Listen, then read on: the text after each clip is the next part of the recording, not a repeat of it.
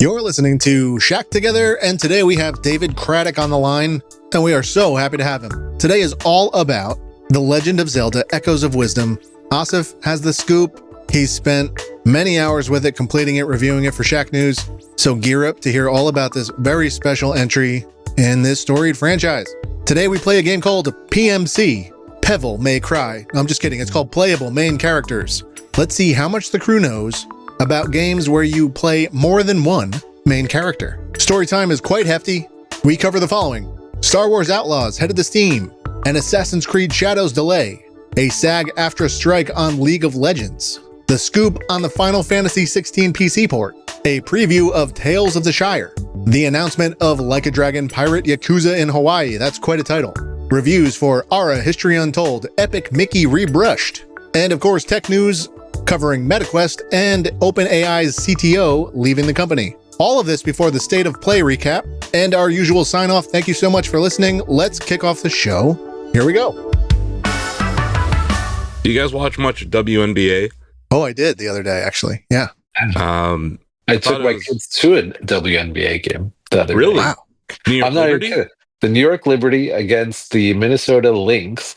And Oh. it was, my sister actually got us tickets. So it was the four of us, my two kids, and we had a nice time. It was actually in the Brooklyn Barclays Center, not at the Garden. Nice. Great. Oh, well, that's Yeah. Yeah, nice. the Nets own the Liberty, I think, right? Is that how it is? I don't know. I should know that. Yeah, I think so. So that Interesting. makes a lot more sense. Why do you ask?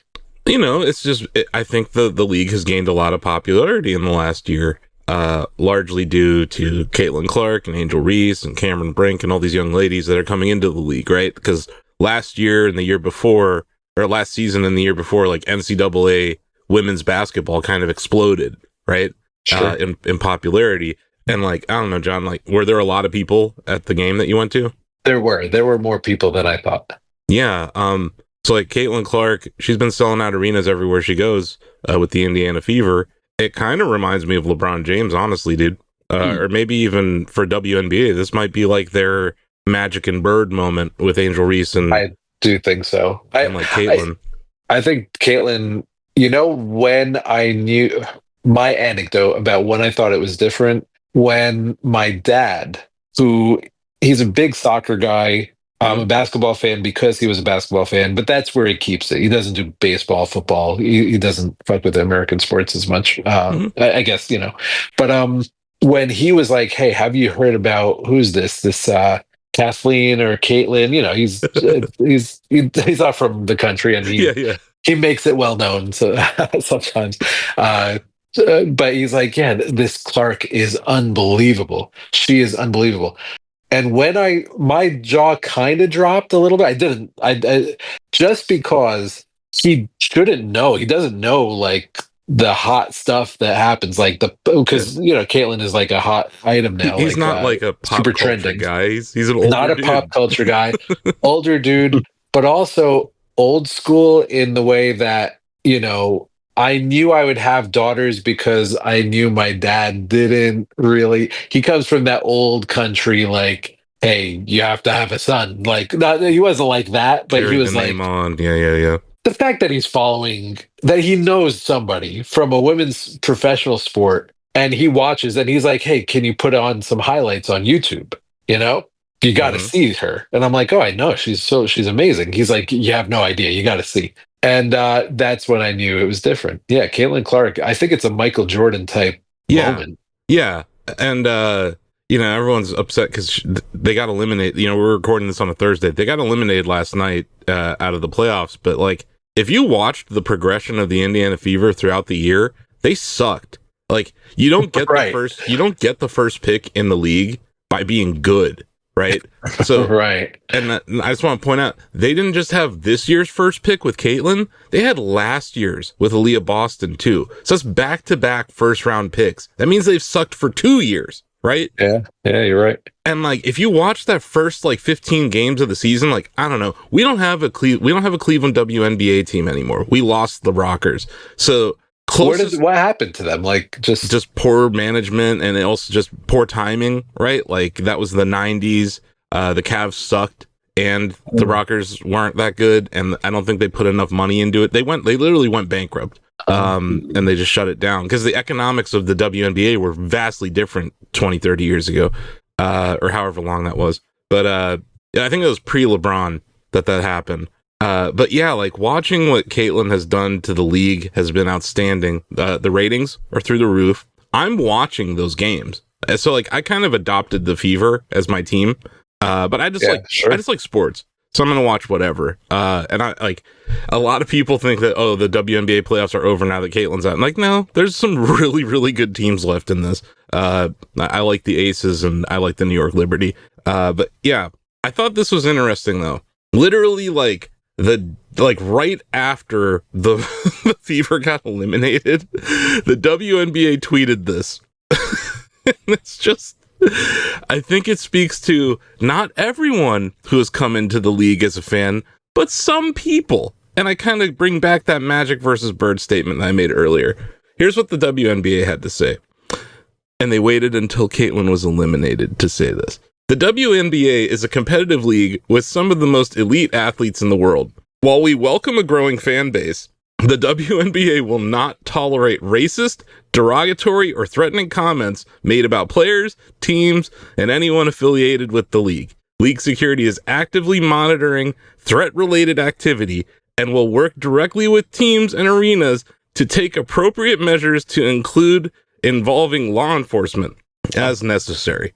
Okay. That's interesting. That's an interesting statement to make. I don't know if you saw it, but there was a viral video yesterday from the game. Indiana was playing in Connecticut, and there was a lady who was standing next to a man in a MAGA hat who were screaming racial epithets at the players on the Connecticut Sun. Wow, that's great. I did not see that. Because I bring this up because this has been happening all season long, and it's undeniable that there is like a race element to what's going on here. I don't think it's Caitlyn's fault at all. But I think that some of the fan base that have come into the league might not be the best people. So congratulations to the WNBA. You're just like every other sport now. Yeah. You really made it. Good point. Yeah.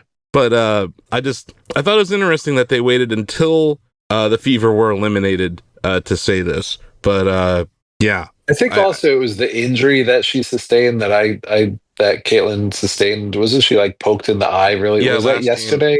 The previous game one of the series, she got a black eye. Yeah. So probably like social media goes crazy. And of course, because everything's political, became racial, and that stinks. So it did. And she is not that at all. Like, I think she seems like real.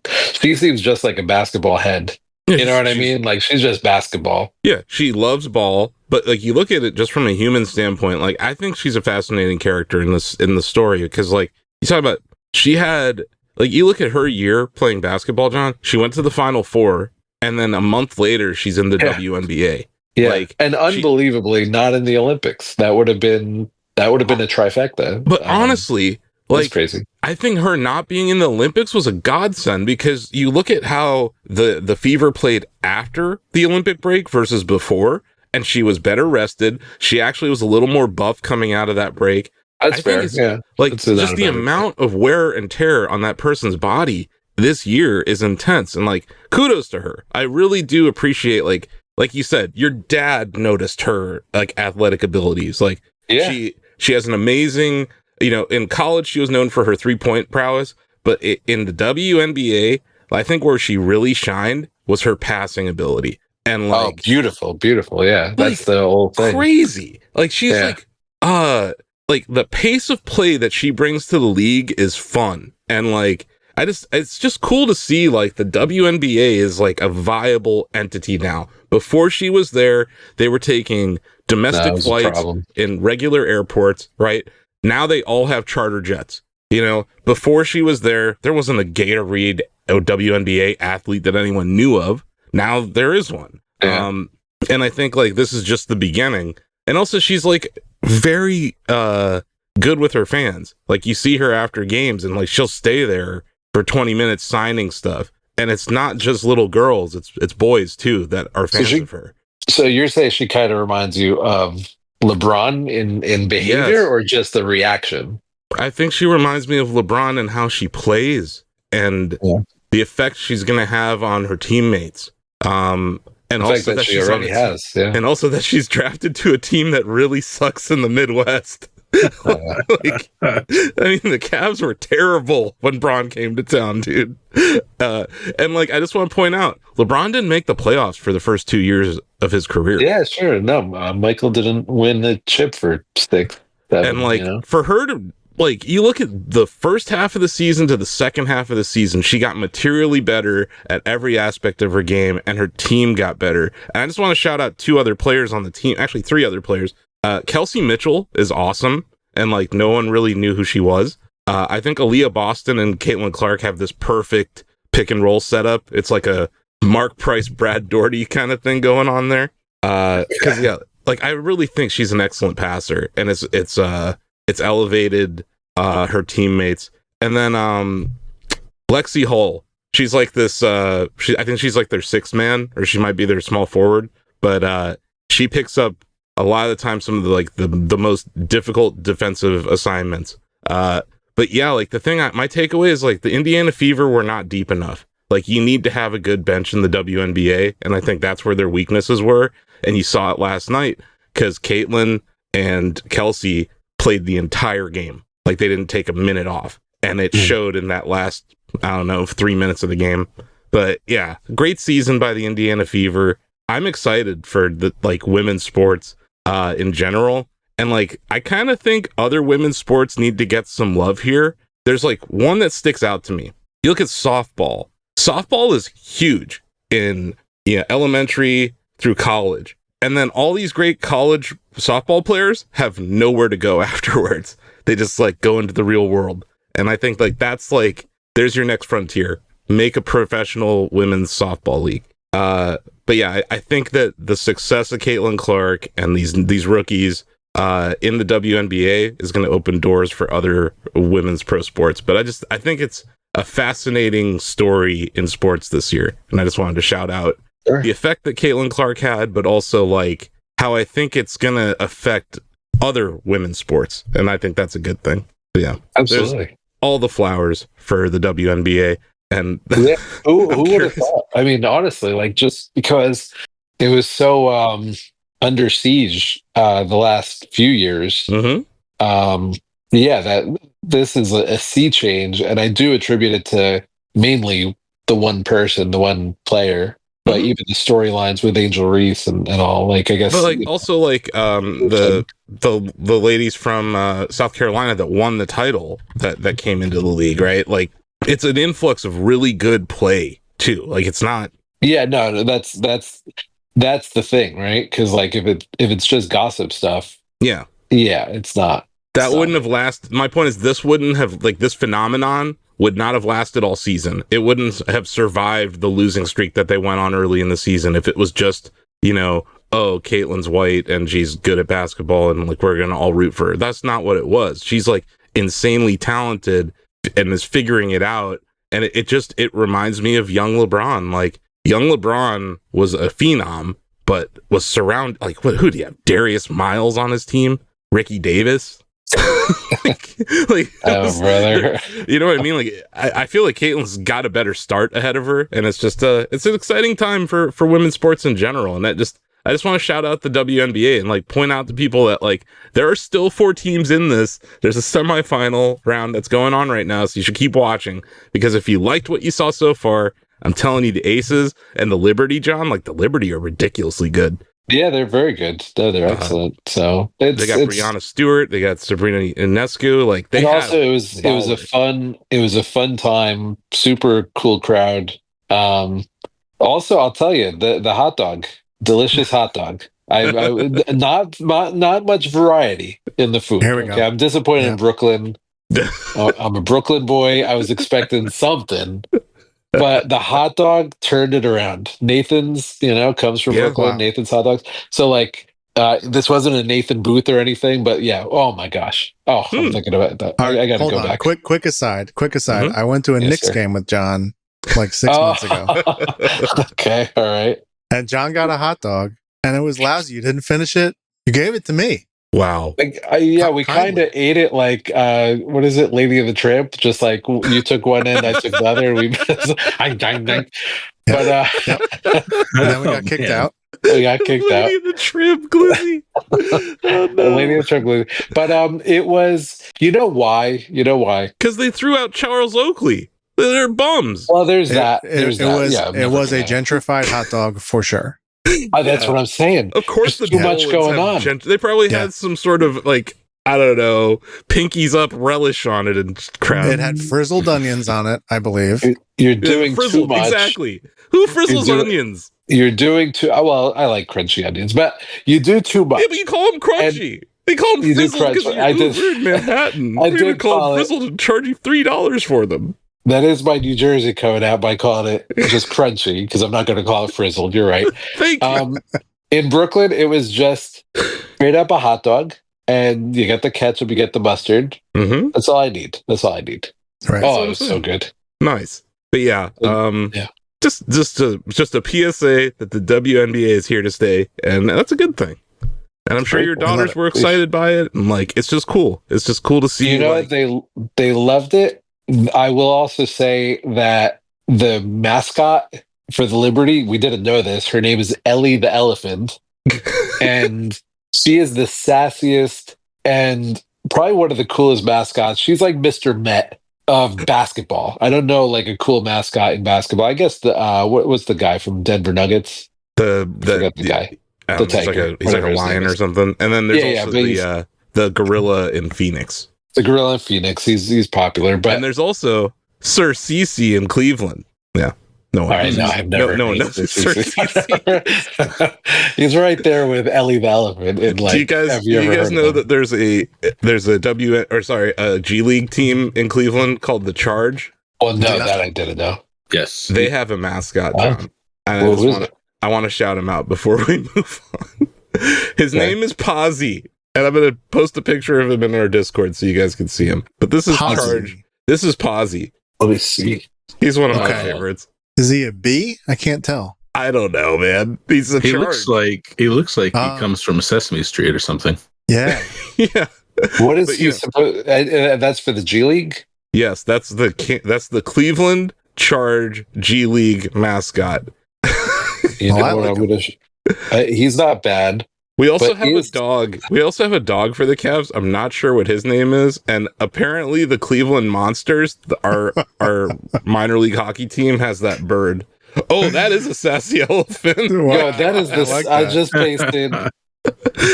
That's the New York dog. Liberty. A Ellie, Wow. lot of New York. attitude coming through. that is sassy He's as hell. awesome. Look at this. Like I'm telling you, and she was the halftime show was Tito Puente Jr. Okay. And she was out there dancing, doing the salsa with other dancers. She was so good, and that braid that was going everywhere. So Oh yeah, that's shout like out to Ellie that's the like the Elephant. Bianca Belair ponytail, David. Like Yeah. she like, uses it as a whip. was very yes, exactly. But Love did it. Ellie wish everyone a happy solar eclipse day like Posy did? Probably not. Nah, she was too busy doing She's Doing sassy. actual Stuff. work. doing Yeah. cool stuff. But yeah, Posy's out there is all I'm saying. He's great.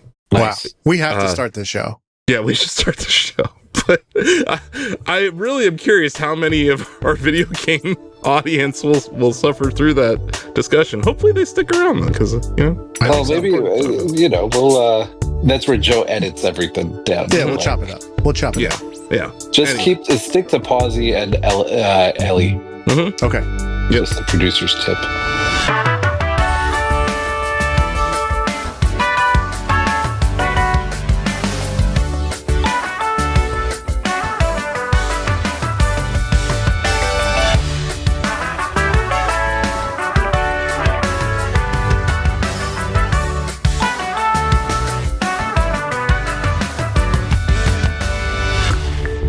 You're listening to Shack Together, a Shack News video game podcast where if you're Link, you're on the sidelines for this one. Wow.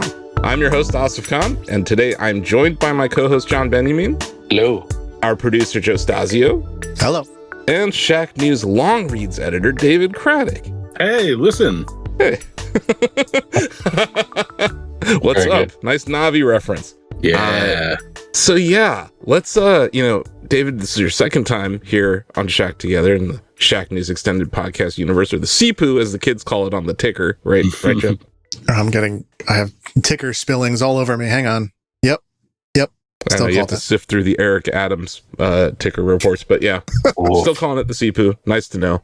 But yeah, what we do when we have people on the show, David, we ask them, what have you been playing lately? I've been playing a cornucopia of great games. Just today, because we're recording this on the 26th, I started Zelda, and it is delightful. It is, I'm happy to return to the 2D Zelda style, and I'm in the first dungeon right now, and I'm digging. I almost feel like there may be almost too many echoes even this early in the game, because I find myself a little stymied over like which one to use, but I feel good when I solve puzzles. I feel like an idiot when the solutions are obvious and I miss them. And so this is a Zelda experience so far, for sure. I've heard people saying this isn't a Zelda game, and I'm like, it's literally the first Zelda game. It's more of a Zelda game than any Zelda game before, because you play as Zelda. Like, exactly. Yeah, I don't know why. I mean, these are probably the same people who say Wind Waker and Link's Awakening aren't Zelda games, right? But I don't know. These people should not be listened to. But I really like it so far. I'm looking forward to digging more into it. And I've also been playing Astrobot, which I absolutely love. You all have probably talked about that a lot on the show. Yeah, from what I've listened to. But what I really like is platforming is my favorite genre, but I don't typically gravitate toward 3D platformers. Like Mario Odyssey did not really do it for me, even though it has a lot of 2D parts, right? But like, what I really like is the quality of life improvements this brings to 2D platforming. Like, you cannot walk off the edge of anything. I think that's pretty cool. You can jump off, and even though you die in one hit, you have infinite lives, so you're kind of encouraged to experiment with your abilities and it's all like that. Checkpoint City, so yeah, checkpoints all over the place. And actually, my favorite levels, John, I don't know how far you have progressed in these, but I love platinumed it. You platinumed it, so you've done these. I love the challenge levels, the speedrun levels. Like those are so good. Some of the best platforming I've ever played. So I'm really happy with both these games right now. Yeah, and those hidden levels that like are nods to different IP, or actually let you play as various characters and introduce gameplay mechanics from different games. Like, we've talked about all that, but it's all so delightful. It will not surprise you, Asif, to learn that I have all of the Resident Evil bots and their accoutrement. See, I go visit them often just to see if Leon's figured out the puzzle with the statue yet, and he has not. And that crash site is just a cool idea. I like how it evolves as you play the game. I like how you can buy like items for your characters that you've saved. Yeah, it's great. I'm excited to get back to it because like that game came out, and then I think maybe like 4 days later we got the review key for Zelda, and then my life changed forever. I had to stop playing. Yeah, we'll get to what I've been playing. But I agree with everything you guys have been saying about Astrobot. I think it's really good. I'm looking forward to getting back into it because like I got to like the second like nebula or space system, whatever the hell they call them. But I hadn't really progressed that much since then. That has my favorite level in the game. I don't want to spoil it, but you might know it when you get there. Cool. It's based on one of the Sony IPs, and it's really, really fun. I love it. Okay. I also really liked Joe, did you get to the singing tree level yet? Asif, no. I have put the game down. Wow. I've put it down. Wow. What? Okay. Let me ask you. Like, do you feel it was like is it a hollow experience? Look, I really liked it. I'm looking forward to the DLC and all this stuff. I could see how maybe it's just a little bit hollow because maybe the PlayStation affinity isn't there or whatever. Why do you just not find it fun, or what was the deal there? I don't mind I don't mind the PlayStation factor. I'm not a huge PlayStation head, but that doesn't rub me the wrong way or anything. I don't find it as acrobatically satisfying as like a Mario. It doesn't feel quite as good to me. It's all subjective, but that's how I feel. No, I get what you're saying. I think the main levels are more about exploration than they are acrobatics. But I think if you try any of the speedrun levels, those should more than scratch that itch. I'm telling you, try those. Yeah, I believe you, and I don't think I've hit any of those because I don't know what you mean, and that sounds like that might work for me. Yeah. Yeah, they remind me of the hidden levels in Super Mario Sunshine where you don't have FLUDD. Love those. levels. Oh my god, you don't have Flood, except you always have Flood in Astrobot because they completely stole that gameplay mechanic. But, Just the thrusters. That's fine. Yeah, it's not. I don't know. You give a guy a jetpack in a game, I'm gonna like it. I'm not gonna argue. Yeah, exactly. Right. But like, I really enjoyed having a jetpack just like it on the GameCube, David. And you're right. I do think those secret levels in Sunshine are a perfect way to describe the secret levels in Astrobot. The other way, I mentioned this last week, but I just want to reiterate it because David wasn't here. It reminds me of Kirby and the Forgotten Land, dude, in a big way. Yeah. Because like, see that. You can mainline Kirby in the Forgotten Land, and it's not too hard. But then there are these satellite levels that are really challenging, and like it's all about like what you choose, like what power up you choose. So I really, I think it's more like that than it is Odyssey. But I agree with what Joe said. The freedom that you have in a 3D Mario game to take the controls that exist and exploit them, I think are greater than what we have with Astrobot. Right. Because Astrobot's levels are kind of less open. Right. I think some people just crave different things in a game like this. And like, I do want to fall off the edge. I want to be a little more, in peril, I think. And I want it to be trickier and a little higher of a ceiling to play. And that's fine. That's just, I love that my kids love it. That's great. Do you like the 3D Mario games? I do. Yeah. So if you'll notice that like most of those levels, other than the secret world levels, are fairly easy. The challenge comes from exploring and finding the star coins and stuff, right?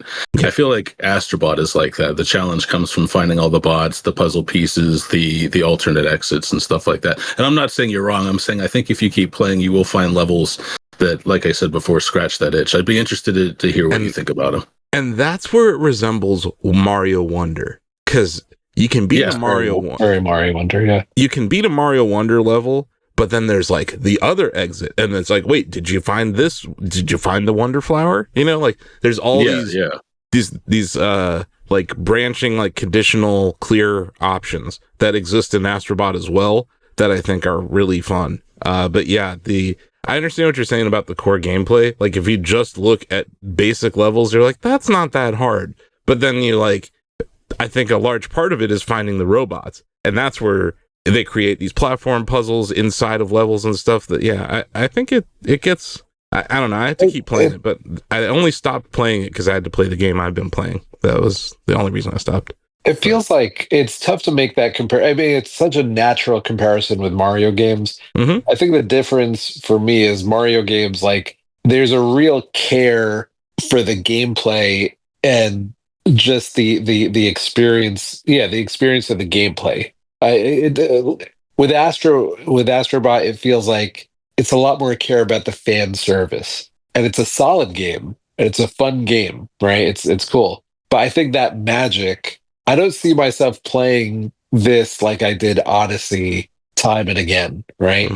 I just feel like Astrobot was very much a fan service game and a lot of fun and just a solid game, but I don't know how long this is gonna last with folks, unless there's some DLC.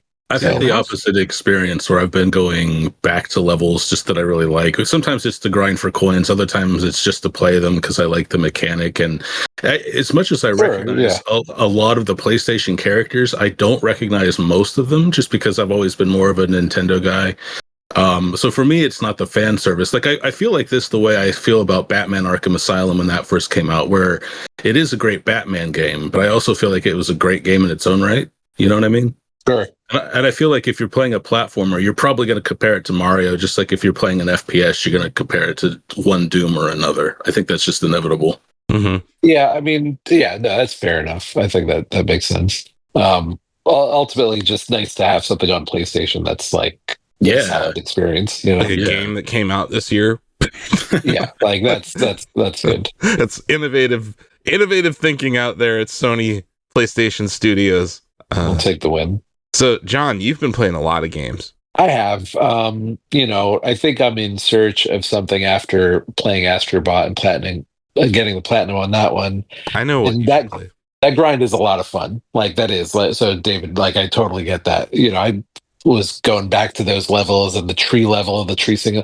Like some of those songs are really very, very good. Yeah, For sure. For So sure. and the experiences, especially with the PlayStation IP, just very cool. Well, it's the Yeah. thing I mentioned last week, though. We can move on from Astro, but like they do stuff with their technology that Nintendo's never been able to do, with like the amount of textures, the amount of like interactive items on screen at any given time. I just think Sure. it is technically a better game. Super impressive. Yeah. Yeah, super impressive still. Even if it's quote unquote just a platformer, and I'm a huge fan of platformers, but very, very impressive. I'd say yeah, so after that, I was like, oh, you know what it made me I mentioned it last show. It made me want to play some of these PlayStation IP that I missed. So God of War Ragnarok, just missed it. You know, even Death Stranding, I know that's not PlayStation exclusive, but it made me David's want favorite. to. Is that for real? No. Okay. Well, I remember playing it like for a few hours or several hours, and I was Yeah. like, oh, this is pretty good. Like it's once you get past like it's like Red Dead Redemption 2. It's like once you get past the first 2 hours, 3 hours where it could be really monotonous. Yeah. There's something special. Anyway, There's downloaded a bunch. moments. It has its moments, but yeah, we won't get it. I'm willing. Yeah, I can tell, right?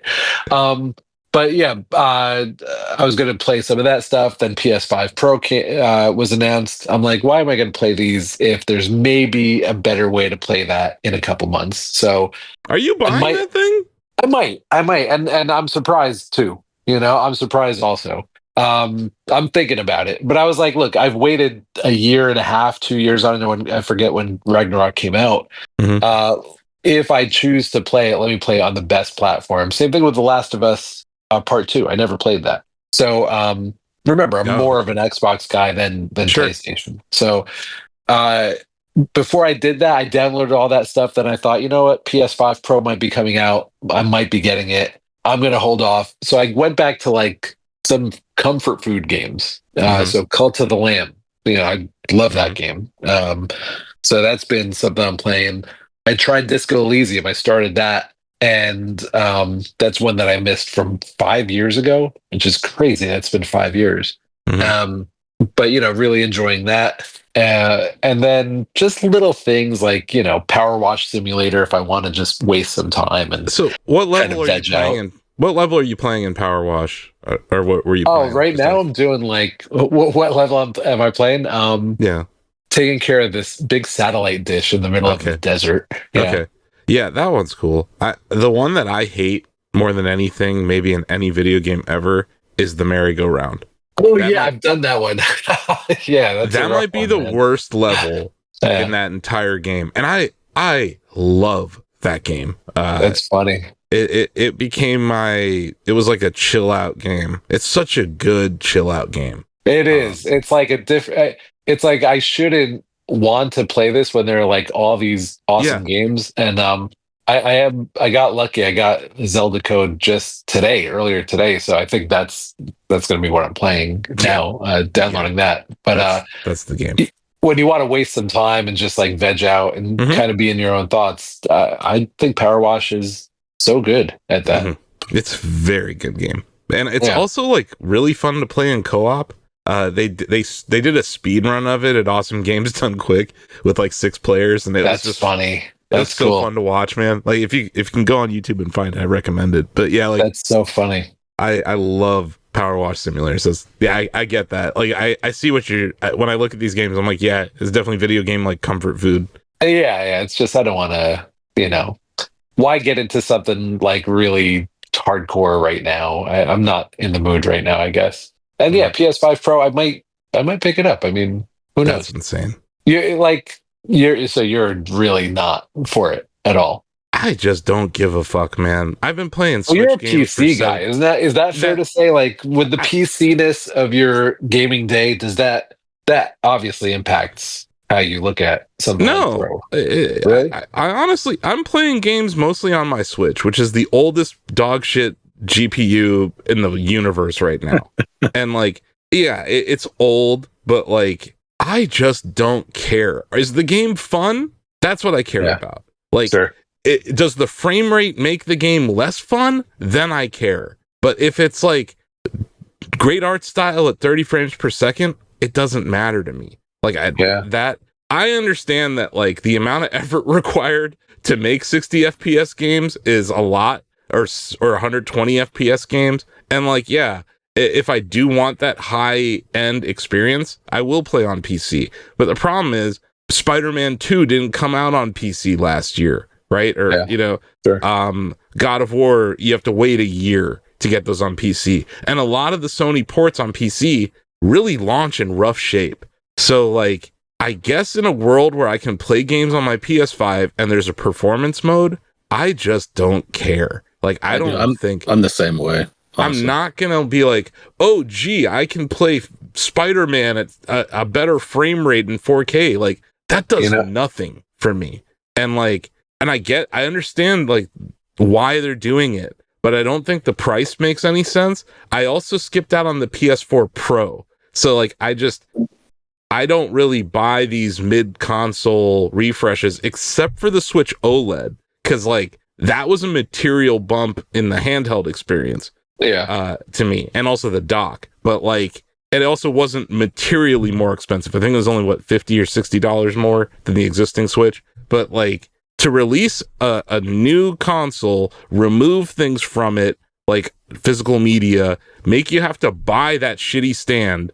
Like, I think it's just, as a consumer of electronics, I'm offended by some of the things Sony has done. I don't want to reward that.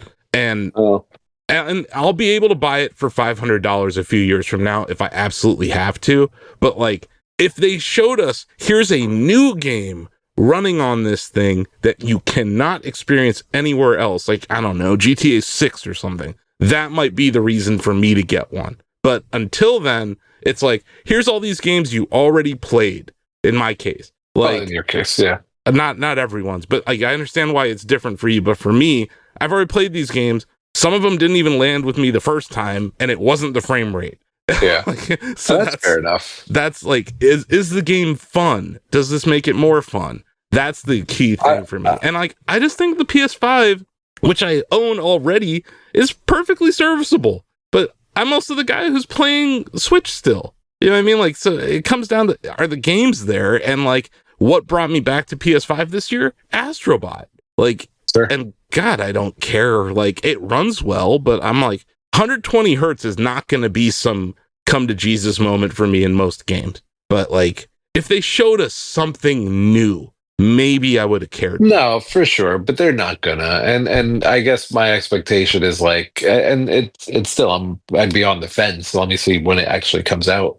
But for me, that stuff actually does matter. It doesn't matter to the $700 or $800 mark or whatever. So that's why it's like, it would be nice if there were, better games or a better library. That takes advantage of the Pro in some special way. But you're talking to a guy who, I bought Virtua Racing back on Sega Genesis when it had that stupid chip, or Stunt Race FX with a FX chip, sure, and Star Fox. But back then it was like generational changes were material. Like NES to SNES was huge. Master System to Genesis was a huge leap. Like N64 was a big leap. GameCube was a solid leap. But then like GameCube to Wii, right? I think PlayStation, we saw PS2 to PS3. Like, you started to see diminishing returns about 3 generations ago to this arms race. And I know that Nintendo isn't going to show us a new system without a new game to showcase it. Sure. And I thought that was the strangest part. That's true. Like, the thing that like you would have done if you knew your fans, you say, hey, and I know, David, you're not going to give a fuck, but like, here's a Bloodborne remaster from the people who made the Demon's Souls remake. I would play that, actually. Like, right? That's one game where the frame rate did kind of affect my enjoyment. It does matter in that game because like the parrying and stuff. But like, yep. Like, I understand like why that'll matter in games that have like high frequency inputs, but like, I don't think it matters in Astro Bot or Ratchet and Clank, or even some of their more cinematic games, like, the Naughty Dog games or whatever. Like, but yeah, like I hope that they implement it well in new games, and maybe that will be something that'll compel me to want to buy one. But like right now, it's like, hey, those games that you didn't really like, well, they have a better frame rate now. I'm like, oh, okay. Fair enough. Fair enough. And just an aside, F-Zero X runs at 60 frames per second on the N64. You would hope so. Yeah. I know it looks like you would hope like you're driving an iron around, but whatever. Yeah. So let's see. Any other games you want to mention? No, those are the ones. Nice. Joe, what's up? What are you playing video games still? Yeah. Nice. I dove into the Studio Zero demo of Metaphor ReFantazio. Oh. From the people that bring us the Persona series, an Atlas published joint. Mm-hmm. And I have some takes on it. If you'll indulge me for a minute or two. Let's go. Okay. Do you remember I had some comments on Fantasian? Yes. 2 weeks ago or so? The creator of the Final Fantasy franchise, his new Sakaguchi, I think is yes. I always was an forget Apple his Arcade studio's game. name. That's right. Yeah. Well, I praised Fantasian for having a clever way to deal with the tedium of grinding the overworld. Yeah, that's which, right. What they did briefly was, as you encounter enemies, you could optionally store the battle, and then 5 to 10 minutes later, you could access that store and play all of those random encounters at the same time once. Mm-hmm. Very clever. And then there were also incentives for doing that. Like you instead of facing 2 enemies, you could face 30, and there would be a multiplier because you were facing a large group, and it was more challenging, etc. It was a nice tug of war in your head about when to do it, and also as a time saver. Blah blah blah. Very cool. Metaphor brings to mind some of that, in that they were clearly thinking about this problem of, it's 2024. You're moving your main character across these overworlds, ostensibly to get from point A to point B. And I think the world is sort of bored with the concept that might be A, slow, and B, repetitive in terms of like the experience you're having. So like fighting the same blue slime 40 times on your way to a campsite is, I don't want to say no longer acceptable. There's a place for it. But like, it's like, well, let's see what you got. Atlas, what do you got for us? And what I really like what they've done, and maybe someone can call me out and say like, this has been done before. I don't know. I'm not familiar with it. I really like this concept that they've come up with, where you can hold the left trigger as you're traversing, either a dungeon or the overworld. And when you hold the trigger, it's basically like the Arkham site, and it'll highlight enemies on the map, and it'll give it one of 3 statuses. It'll say weaker, at level, or, warning, above level. If the enemy is below level, you can engage it in real-time combat, and it's usually an encounter that's done in like literally 7 seconds. Yeah. Okay. So you're just, hitting attack the way you would in, I don't know, Elden Ring. We've played Elden Ring, right? Everyone knows that reference? Sure. Or even like the more real-time parts of Rebirth. Sure. Yeah. But definitely simpler, right? Like it is just kind of they want that encounter to be sort of mindless. It's like you can get the XP from it, and the XP is just as high as it would be otherwise, but you don't have to fight the slime again, pretty much. Okay. If the player wants to, you can go into a turn-based mode for the slime. I'm using slime. That's Dragon Quest parlance, but I assume everyone knows what I mean. You can go into turn-based mode every time if you choose to. I don't know why you'd ever do that, but they've sort of relegated it for the harder, more more thought required encounters. And I think the sum total of this experience is like going from castle to campsite, to use that example again. Instead of it being 45 minutes, it's like 15, and it's like pretty engaging the whole time. Dude, you're explaining why I haven't beaten Persona 5 Royal. Like, it just takes forever because of what you're talking about. That's a huge quality of life improvement. I like to hear that. So I know I really bloviated on that point, but I think it's like really noteworthy, and like there's going to be other Asifs out there that maybe would not have even given this a try. It's really cool. So I wanted to highlight that. The second thing I want to highlight that about this game, and John remember because Persona 5 came out, I think while we were doing our other podcast, or maybe it was Persona 5 Royal came out or something. I don't know. Is it the menu? But I remembered What's that? Is it the menus? Yeah, it's the menus, man. I was saying to Buffa, a former co-host of John and mine, that Persona 5 was the best looking game I'd ever seen in my life. Mhm. And he rolled his eyes at me and made fun of me for saying that. And I was never talking about fidelity and never Talking about talking art about style.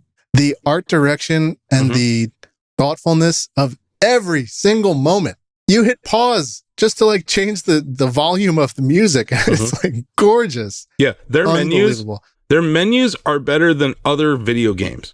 Like Yes. when it comes from an art direction, art style, and also UI design standpoint, like they're just so goddamn good at that stuff. And it's not Yep. just that, but it's like the text bubbles and animations and like seeing different like poses of your character while you're in the pause menu. It's just, yeah, I love their attention to detail and that stuff. It's incredible. I'd say that the game doesn't look amazing in terms of fidelity. Mhm. Like there's a lot of noticeable texture patterning. What did you play it on? PS5. Okay. Um, Well, if you bought so, the like- PS5 Pro, Mark Cerny said it would. There you go. I'm just saying. I think I could see since PS5 Pro does not have a way to improve any CPU bottlenecks, but the GPU, I can see some texture issues here. So that probably would be a big help. But anyway. Yeah, the PSSR that would actually Yeah. help here. Yep. So I just wanted, I wanted to indicate that I'm not like biased or something. Like there's some artifacting going on, but the 2D animation rather, and the menu design, the UI, I can't believe it. It's that good. It's unbelievably good. So if you have half an inkling to check out something that someone is calling unbelievable, then the demo is free. Go for it. And it's on Xbox, PlayStation, and PC. That sounds right. Yeah. Yep. And Nintendo Switch 2 next year, probably. Probably. And also worth noting, they wouldn't want anyone saying this, but worth noting, there's probably going to be like a, golden Game of the version Year of this. edition. Yeah. Yeah, in a couple years. So, They go tend to in with do that that. with these, which is fine. But it's fine. I But definitely it's also waited. funny because Sorry. it's just the irony is that these games do not really warrant playing twice, and yet they released two versions of them. They're just so long.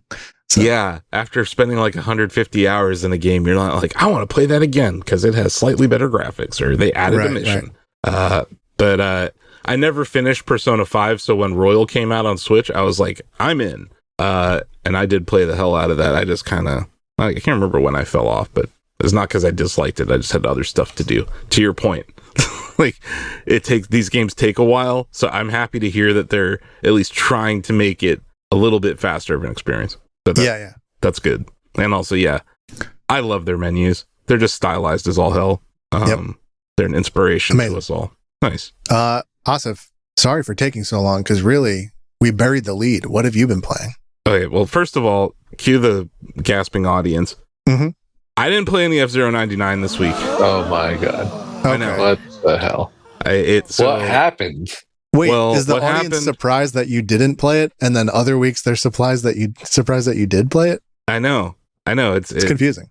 It's the M. Night Shyamalan Ding Dong twist of the week. But Wow. we got early access to The Legend of Zelda Echoes of Wisdom, and I don't know. Everyone at Shack News is on assignment or busy, or David. I offered David the review first. You can confirm that, right, David? It's confirmed. And then David saw me mull it over in my head, knowing that everyone's going to be on assignment for the next few weeks. Bill was on vacation. So it was like, do I really want to add, a very large review to my workload? And I didn't, and I did. I'm glad I did, because this game is awesome. I reviewed The Legend of Zelda Echoes of Wisdom instead of playing F-Zero this last week, and it wasn't like, oh, I have to play this game. It was like, oh, I get to play this game. Like it's not some reviews really are tedious and you don't really want to play the game. This is one of these where I was like, everything else was annoying me that I couldn't just get back to playing the game. And before we dive into it, I just wanted to say, like, when you spend like a few weeks playing a game for the purposes of writing a review, a lot of the time when you're done with the review, you put that game down and you're like, I'm going to go do something else. Last night, I did not do that. I went right back into the game. So I think this is one that I'm going to try to 100%. Telling. Yeah. And this might sound like a weird take, but I kind of feel like this about it. This game is like Animal Crossing with stuff to do. Like, it's very cute. The art style is like, similar to Link's Awakening, that remake on Switch. But yeah, this involves creating beds. There's a ton of puns in it, like General Right and Minister Left. And the village in the south is called Southern, but it's not spelled Southern. It's just like a kooky, silly game on the surface. And it highlights what I love about Nintendo games. This was clearly like, hey, we have these gameplay mechanics, this idea of an echo and this like battle chess. And then what if we brought Ultra Hand from Tears of the Kingdom over to top-down Zelda? Like, what would that look like? This game is the answer to that. And like, not to bury the lead, like, you get to play as Zelda in this. And this is the first time you've been able to play as Zelda. And then like, in recent entries in that franchise, like, she's a badass. Like, in every, like, I don't know, in Tears of the Kingdom, in Breath of the Wild, I know Skyward Sword, she's crazy. Even older games, right? Like, Zelda has always been this like thing that you look up to, or person that you look up to, or like almost a somewhat godlike or goddess-like at times. This is her origin story. She doesn't know Link at all. Like, they don't know each other. They're not friends. This is like what I think this is kind of how they became friends. Ignoring where we are in the timeline, this is a story about a young Princess Zelda. Her father, the King of Hyrule, is still alive. So it shows you like that's where it is. The opening of the game really felt like it's funny, like how Nintendo does this. They tipped their cap to A Link to the Past, David, like where you have to break into the castle as Link. Yeah. Instead, you're having to break out of the castle because the doppelgangers of the king and the general and the minister show up and they throw Zelda in jail. They were like, you're creating the rifts. So like this theme of doppelgangers in Zelda becomes like a huge thing throughout Echoes of Wisdom.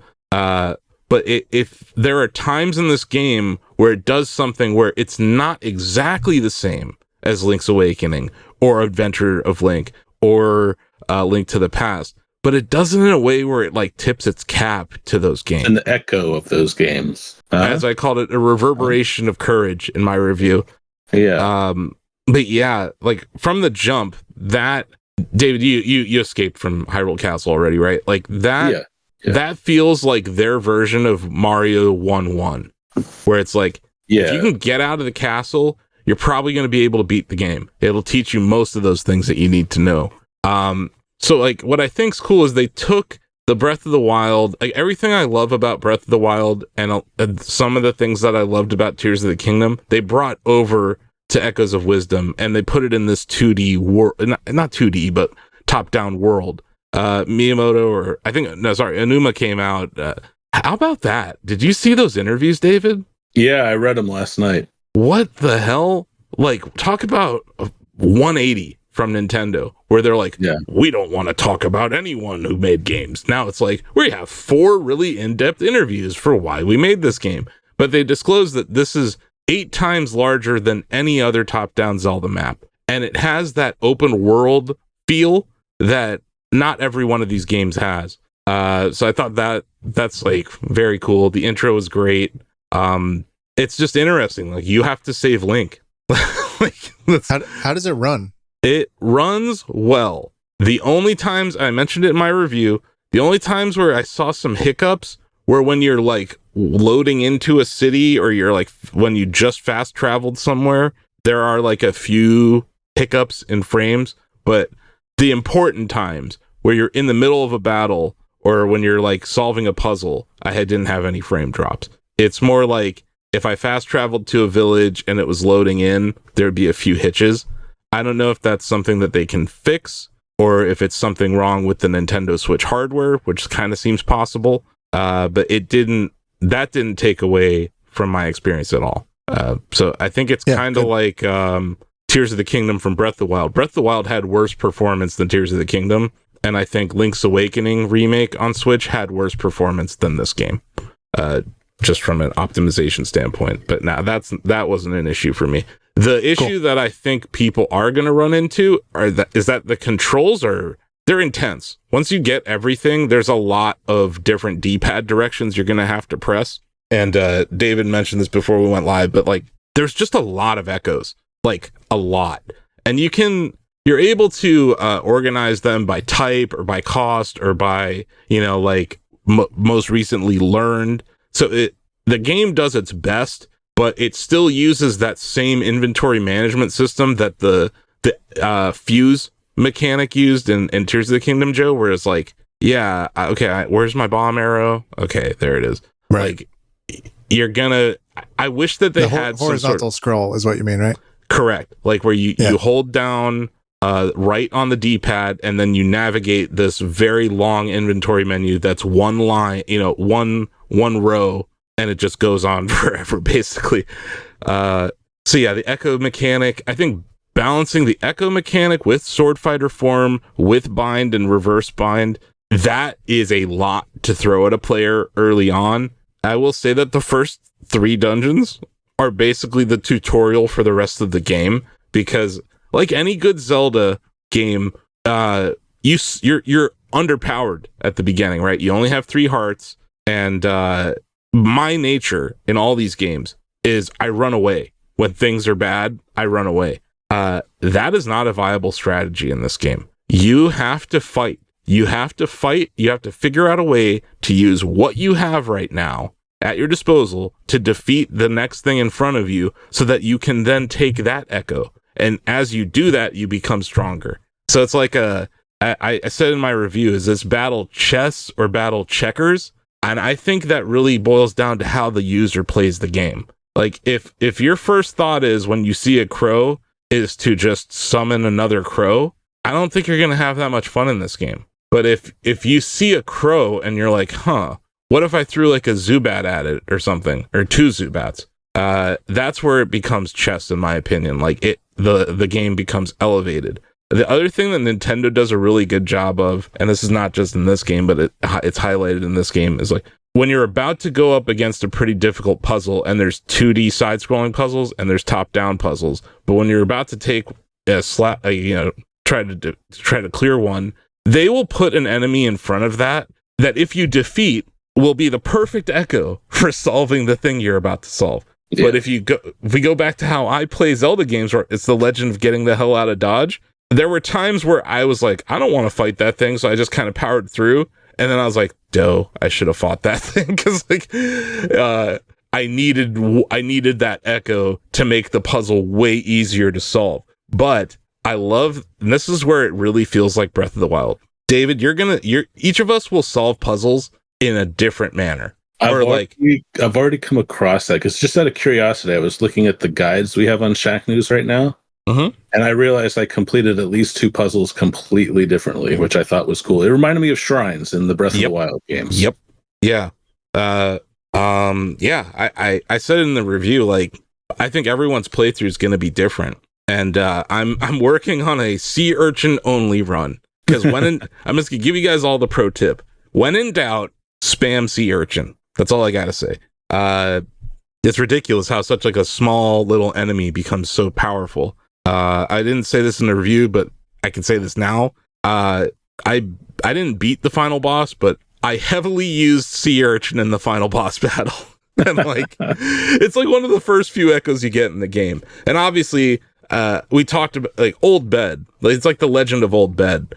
So like, because you're Zelda, you're not Link, you don't have the same vertical leaping ability as Link does. So you need little step stools to get places, and you need to learn how to make staircases out of beds, you guys. But like, that stuff ends up being fun, because like there are these moments in the game where puzzles feel like almost like you're in a Captain Toad puzzle all of a sudden, like where you actually get to create platforms to solve it. As a fan of that kind of game, and also a fan of like 2D Mario games, I've been pleasantly surprised by just how much side-scrolling platforming there is in this game. Yeah. and it's perfectly interweaved with the top-down 3D world. So like you'll be in a dungeon and you'll be in the top-down part of the dungeon and you climb up a ladder and you're in a 2D section. And then you do the 2D section and then you're back into the 3D. And they interweave, well, here's the treasure chest. Because like dungeons are back, guys. They're really back. A dungeon with a big key, with regular keys, dungeons that have, bosses and mid-bosses. Nice. It's... that the biggest negative I had about Breath of the Wild is there were no dungeons. Those are just divine beasts, and they were kind of devoid of enemies outside of the big boss at the end of them. But like, do you remember fighting anyone at those in those temples? Like, not really. There were some like obstructions to cut through, but that was really about it. Yeah, like the eyeballs. Like the eyeballs. I will say one thing I love about this game is that combat is a puzzle. Like, I took a spear moblin up against a Darknut, and that doesn't work because, the spear moblin, I like that every enemy has their own attack pattern. Like, the spear moblin will back up, aim, and then throw the spear. So you really can't pit the same enemy against the same enemy. Like, you have to do almost a paper, rock, scissors type of thinking. Exactly. In combat. But like early on, you're like, oh, I should just use this guy against this guy. And then it's like, unstoppable force meets immovable object, right? Like I actually posted to Cortex for my review because I had like a 4-second clip of gameplay that summed up what you're talking about, and I just showed like, here's an Octorok versus an Octorok. This is boring. If you play the game like this, you're not gonna like it. But to David's point, there's this whole meta around the battle chest that unfolds. And you get better at it throughout playing the game. Like that first half of the game, after the first 3 dungeons, you're like, oh, I finally get it.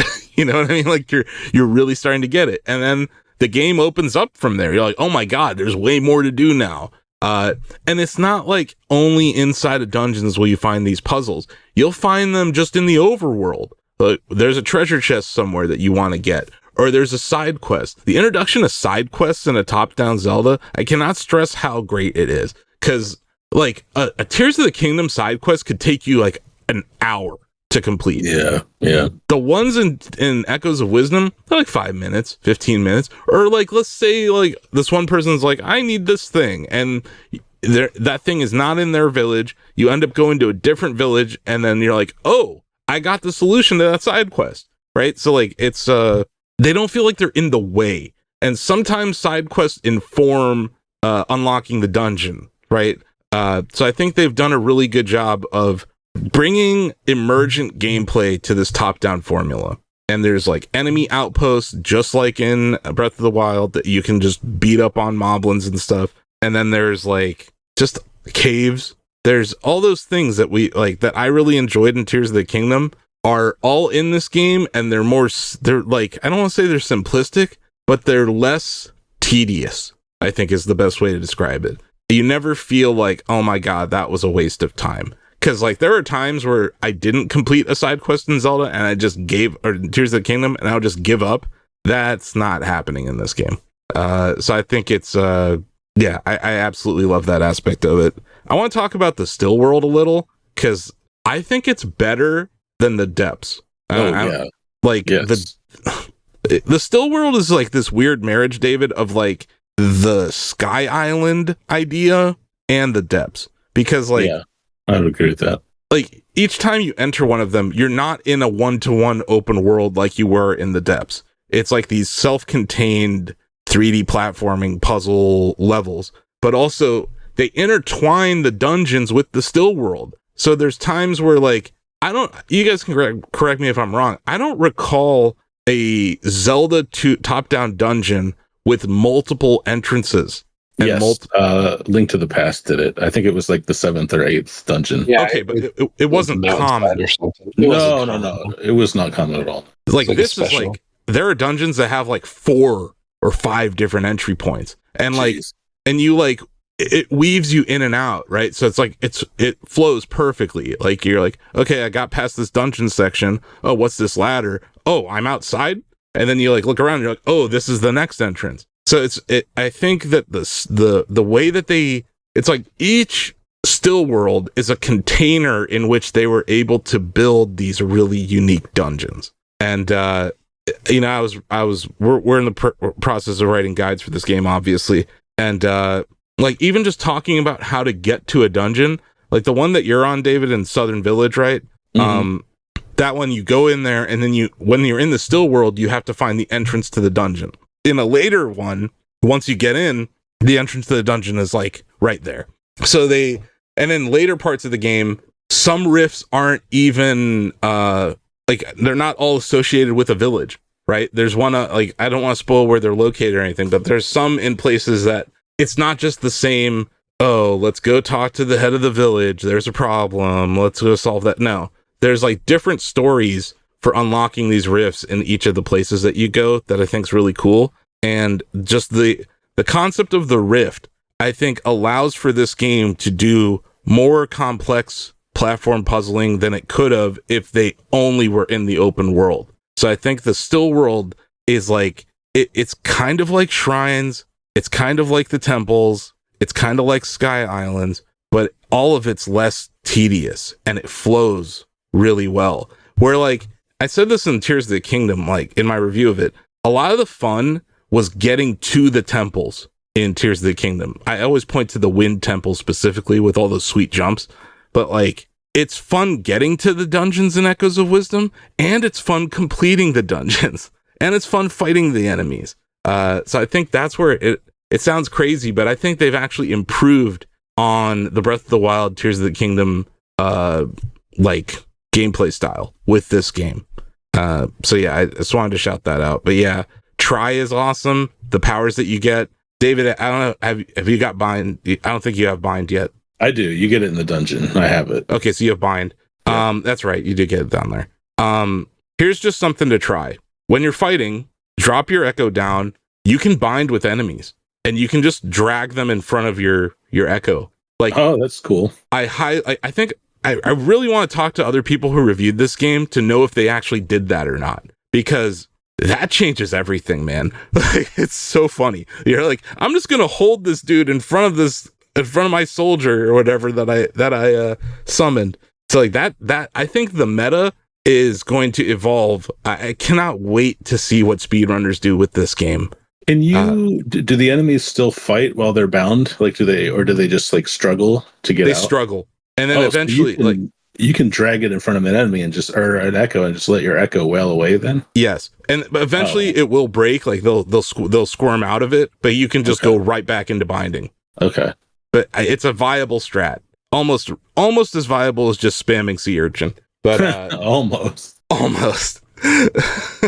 But yeah, I love the battle. Like, my conclusion is that it is indeed battle chess, but some people may not realize that, and they're going to play it like battle checkers, and they won't like it. They're going to be like, the AI is dumb, this is stupid, this is boring.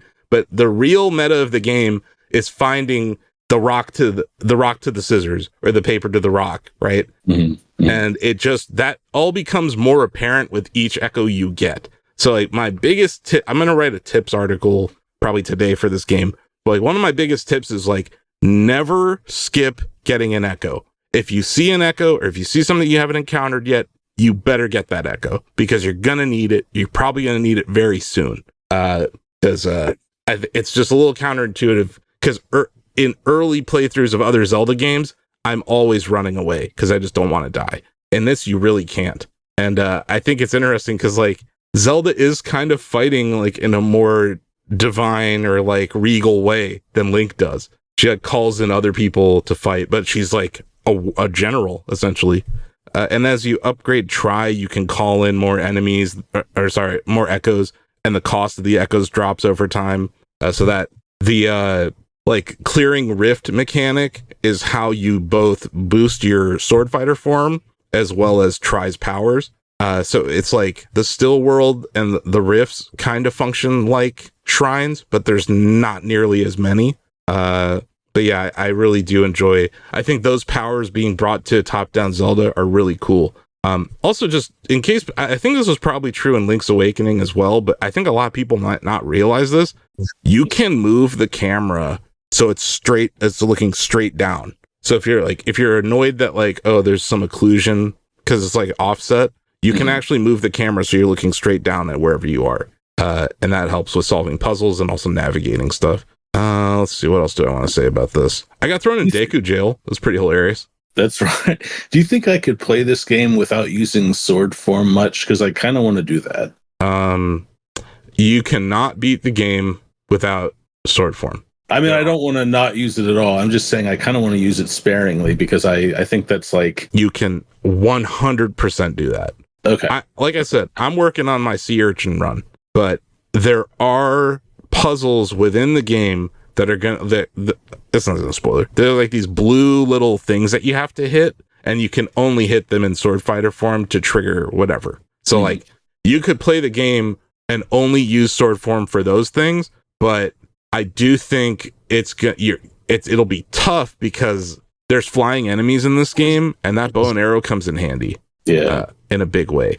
But I do think it's possible, to your point, David, because, like, okay, there's an air-based enemy. Summon a bat, summon a bird. You know what I mean? Like, there's, for everything that that sword fighter form can do, there is a corollary in your echoes. There's a bomb fish. You don't need to get the bomb because there's a bomb fish.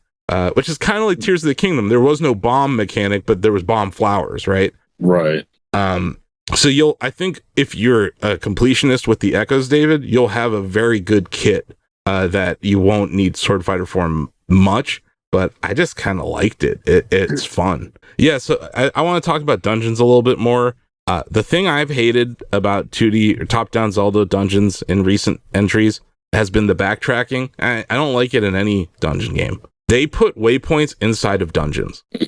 Sounds simple, transforms how my enjoyment of the game works. And I wish Metroid did this. Like, I know there's like some waypoints in Metroid, but like they're very, the design of the waypoints in Zelda are very tactical, and it makes, like, I don't know, you're in a dungeon, you get all the way to the big key, you get the big key, you open the door, and you look at your inventory, you're like, I need more smoothies. In the past, it would be a pain in the ass to get out of the dungeon and back in to where you were, but now they just plop a waypoint right in front of the big door.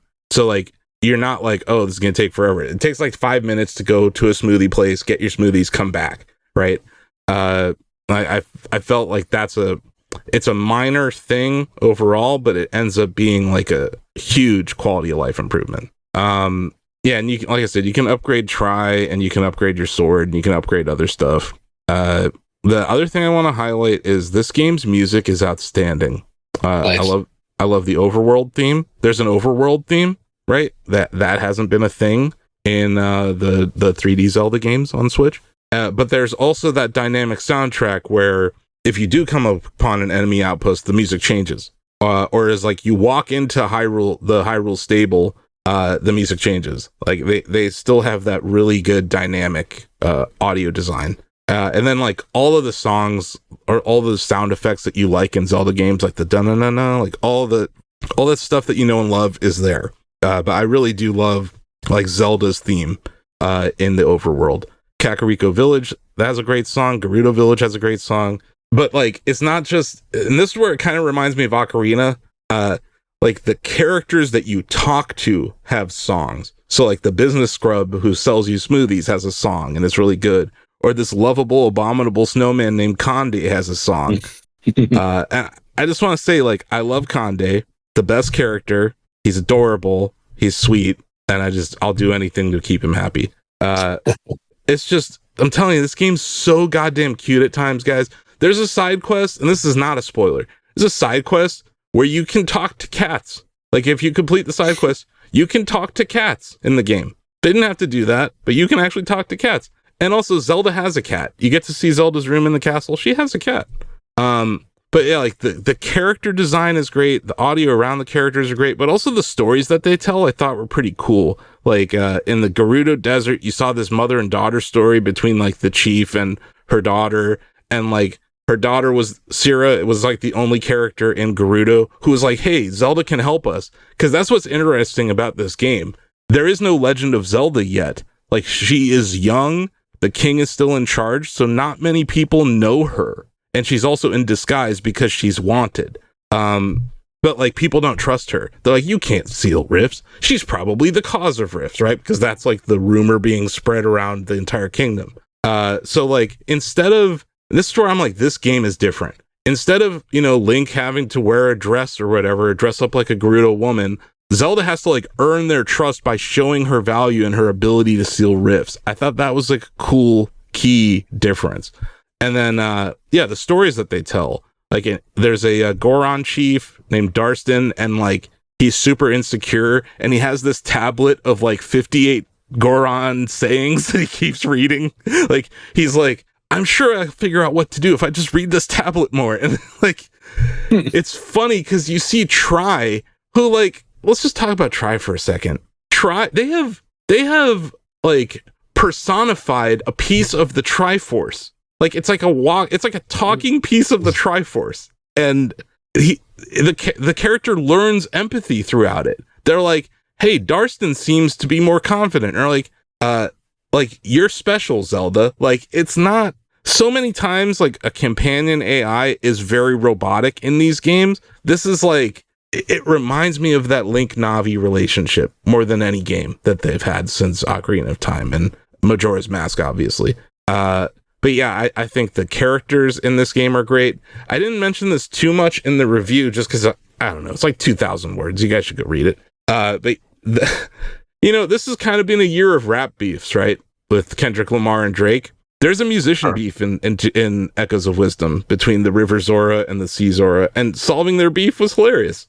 I feel like I could even mitigate Kendrick versus Drake at this point, but honestly, I would just side with Kendrick in this point. But bringing peace to the Zora was another great moment, because like you start to add these things up and you're like, oh, like by the end of the game, you're like, everyone knows Zelda, everyone loves Zelda, right? So it's like, it's cool to see her go from like kind of unknown to being this, and that's the evolution of every Zelda game, right? Like you go from meager beginnings to being the hero, and it's just very cool to see that happen from Zelda's perspective.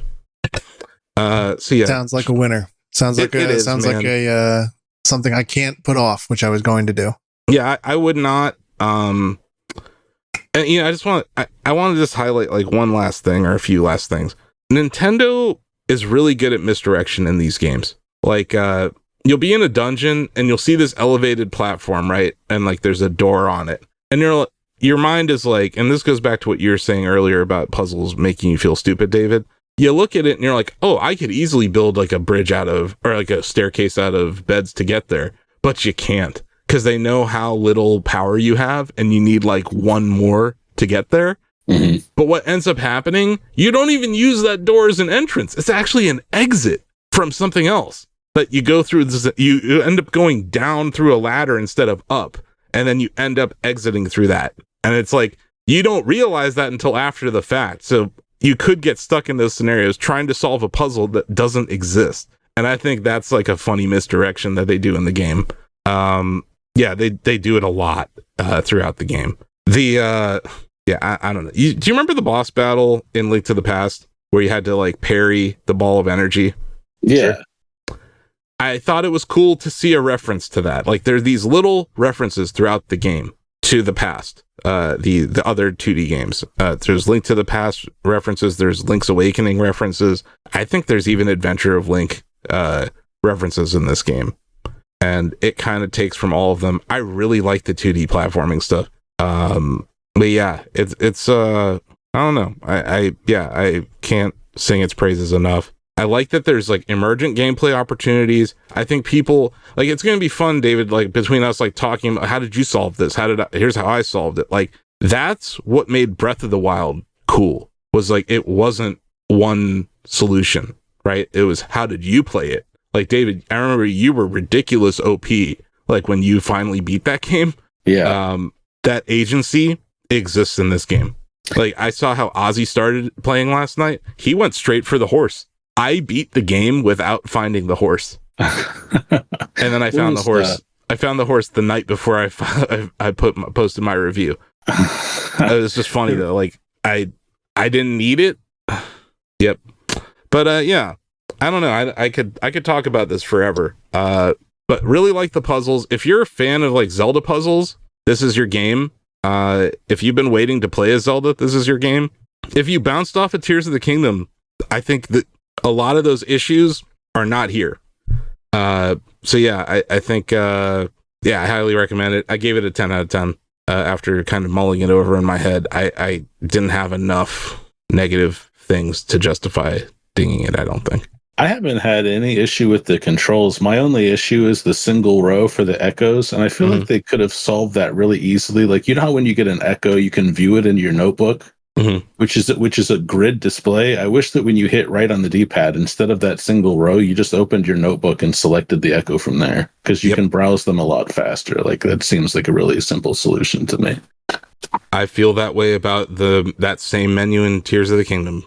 And the same menu in Breath of the Wild. It feels like they had a lot of these mechanics already built, so they just kind of went with them. But yeah, when I say controls, I mean the inventory management and navigating it too. Because like you have to do that mid-battle, right? The game pauses, but you're still like, God damn it, what is the thing that I'm trying to find here? I think the sort button is like kind of a fix, but it's not as great as it could be.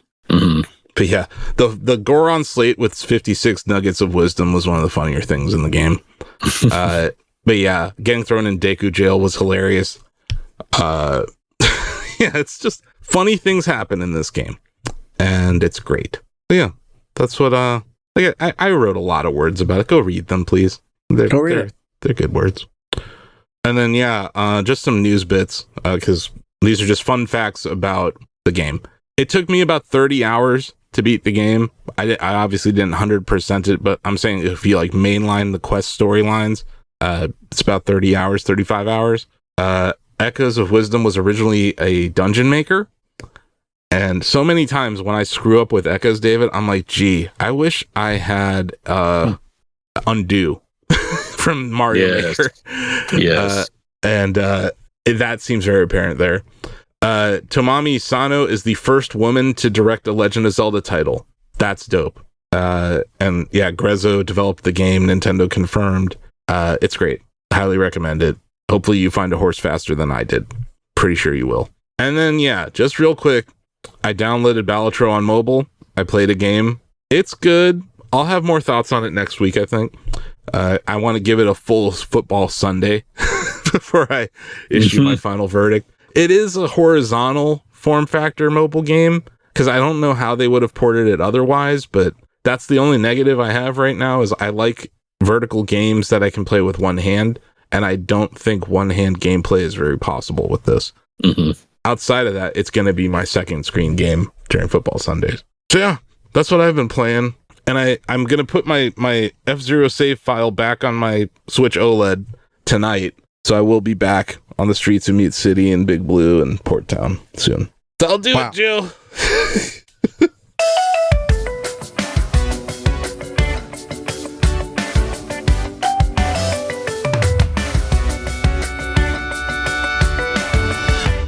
Welcome to PMC, Playable Main Character.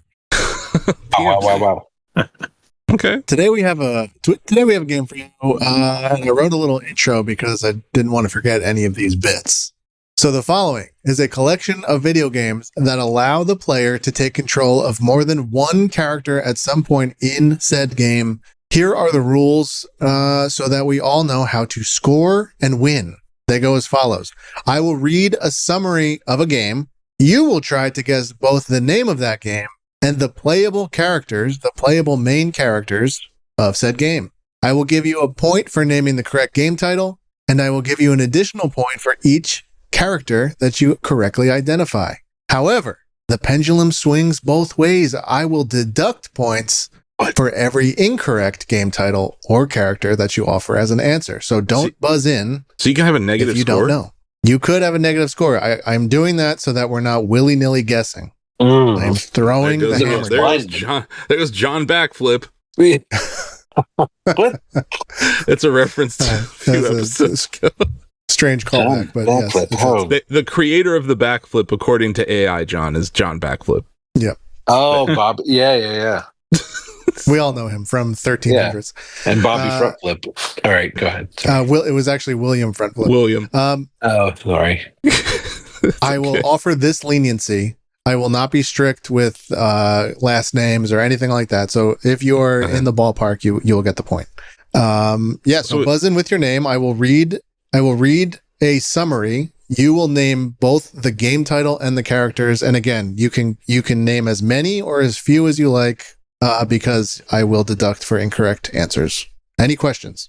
So basically, you're going to name the game. We're going to name the characters. No, I'm going to name a summary, and you. Oh, you're going to name. You're going to end the characters. Right. I'm sorry. Yes. Yeah. Yes. How dare you? I'm already negative 2 points. And then I will be. and then I have to buzz in by saying Asif, and David buzzes in by saying David, and John buzzes in by saying John. That is correct. Sweet. I'm Thank going you to for buzz in by saying Dave. That gives me a 1-syllable advantage. Ooh. Already John is gaming one syllable. So now I'm at a huge disadvantage, but I'm not going to call myself Os because that could be.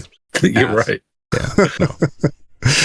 Yeah. Great. Here we go. Number 1. A group of rebels seeks to overthrow an imperial dictatorship while facing personal struggles and discovering their unique powers. Wow. Asif. Final Fantasy 7 and Cloud and Tifa, Aerith. Wow. -4 points. Oh my god!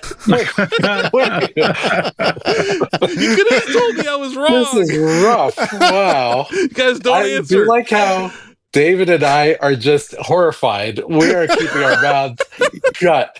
Hey, John and I are now tied for the lead. Wrong. We are Like, you could have just told me I was wrong. No. You bring up a good point. You bring up a good point. I'll give you -1 for getting the game wrong. Oh, Yeah, man. come That was on. so fun, though. That was fun. I enjoyed that. Okay, here's what I will do. It's a bit much. Can people Here's chime what I in will do. still? Like, no one got Yes, this answer right. I am letting the floor back open. If no one guesses the game, I will reveal the game. So, floor is open. You guys can Wait. And if we don't get the game, will you say the game and then we can have a chance at points by naming the characters? Exactly. Well, that's kind of late. I mean, because we should know. Okay, go ahead. The floor is open. It's that same clue that he gave. Oh, yeah, I'm not saying I ain't saying nothing. I have no idea. I mean, I have a couple ideas, but nothing that I'm very confident in. So your game negative title- points has been working. The game title, and Asif, you are now back in the mix. The game title is Final Fantasy VI. Oh, come on! Oof. Oh, crap. No, That's everybody my- knows. that It's is so like- long. No. Okay, fine. Give me the -4. I'm playing golf here. Asif has -1. We're moving on to the next one. Set in a post-apocalyptic world, the story follows 2 characters whose lives intertwine through themes of revenge, trauma. David. The Last of Us, Joel and Ellie? Uh-oh. That is incorrect. -1. Wow. I was gonna go there. The story follows 2 characters whose lives intertwine through themes of revenge, trauma, and redemption. I mean, that sounds like The game title is all players back on the board. The game title is The Last of Us Part 2. Oh. that's David. rough. Oh, sorry, go ahead. Abby and Ellie. That is correct. On the board. He's on the board.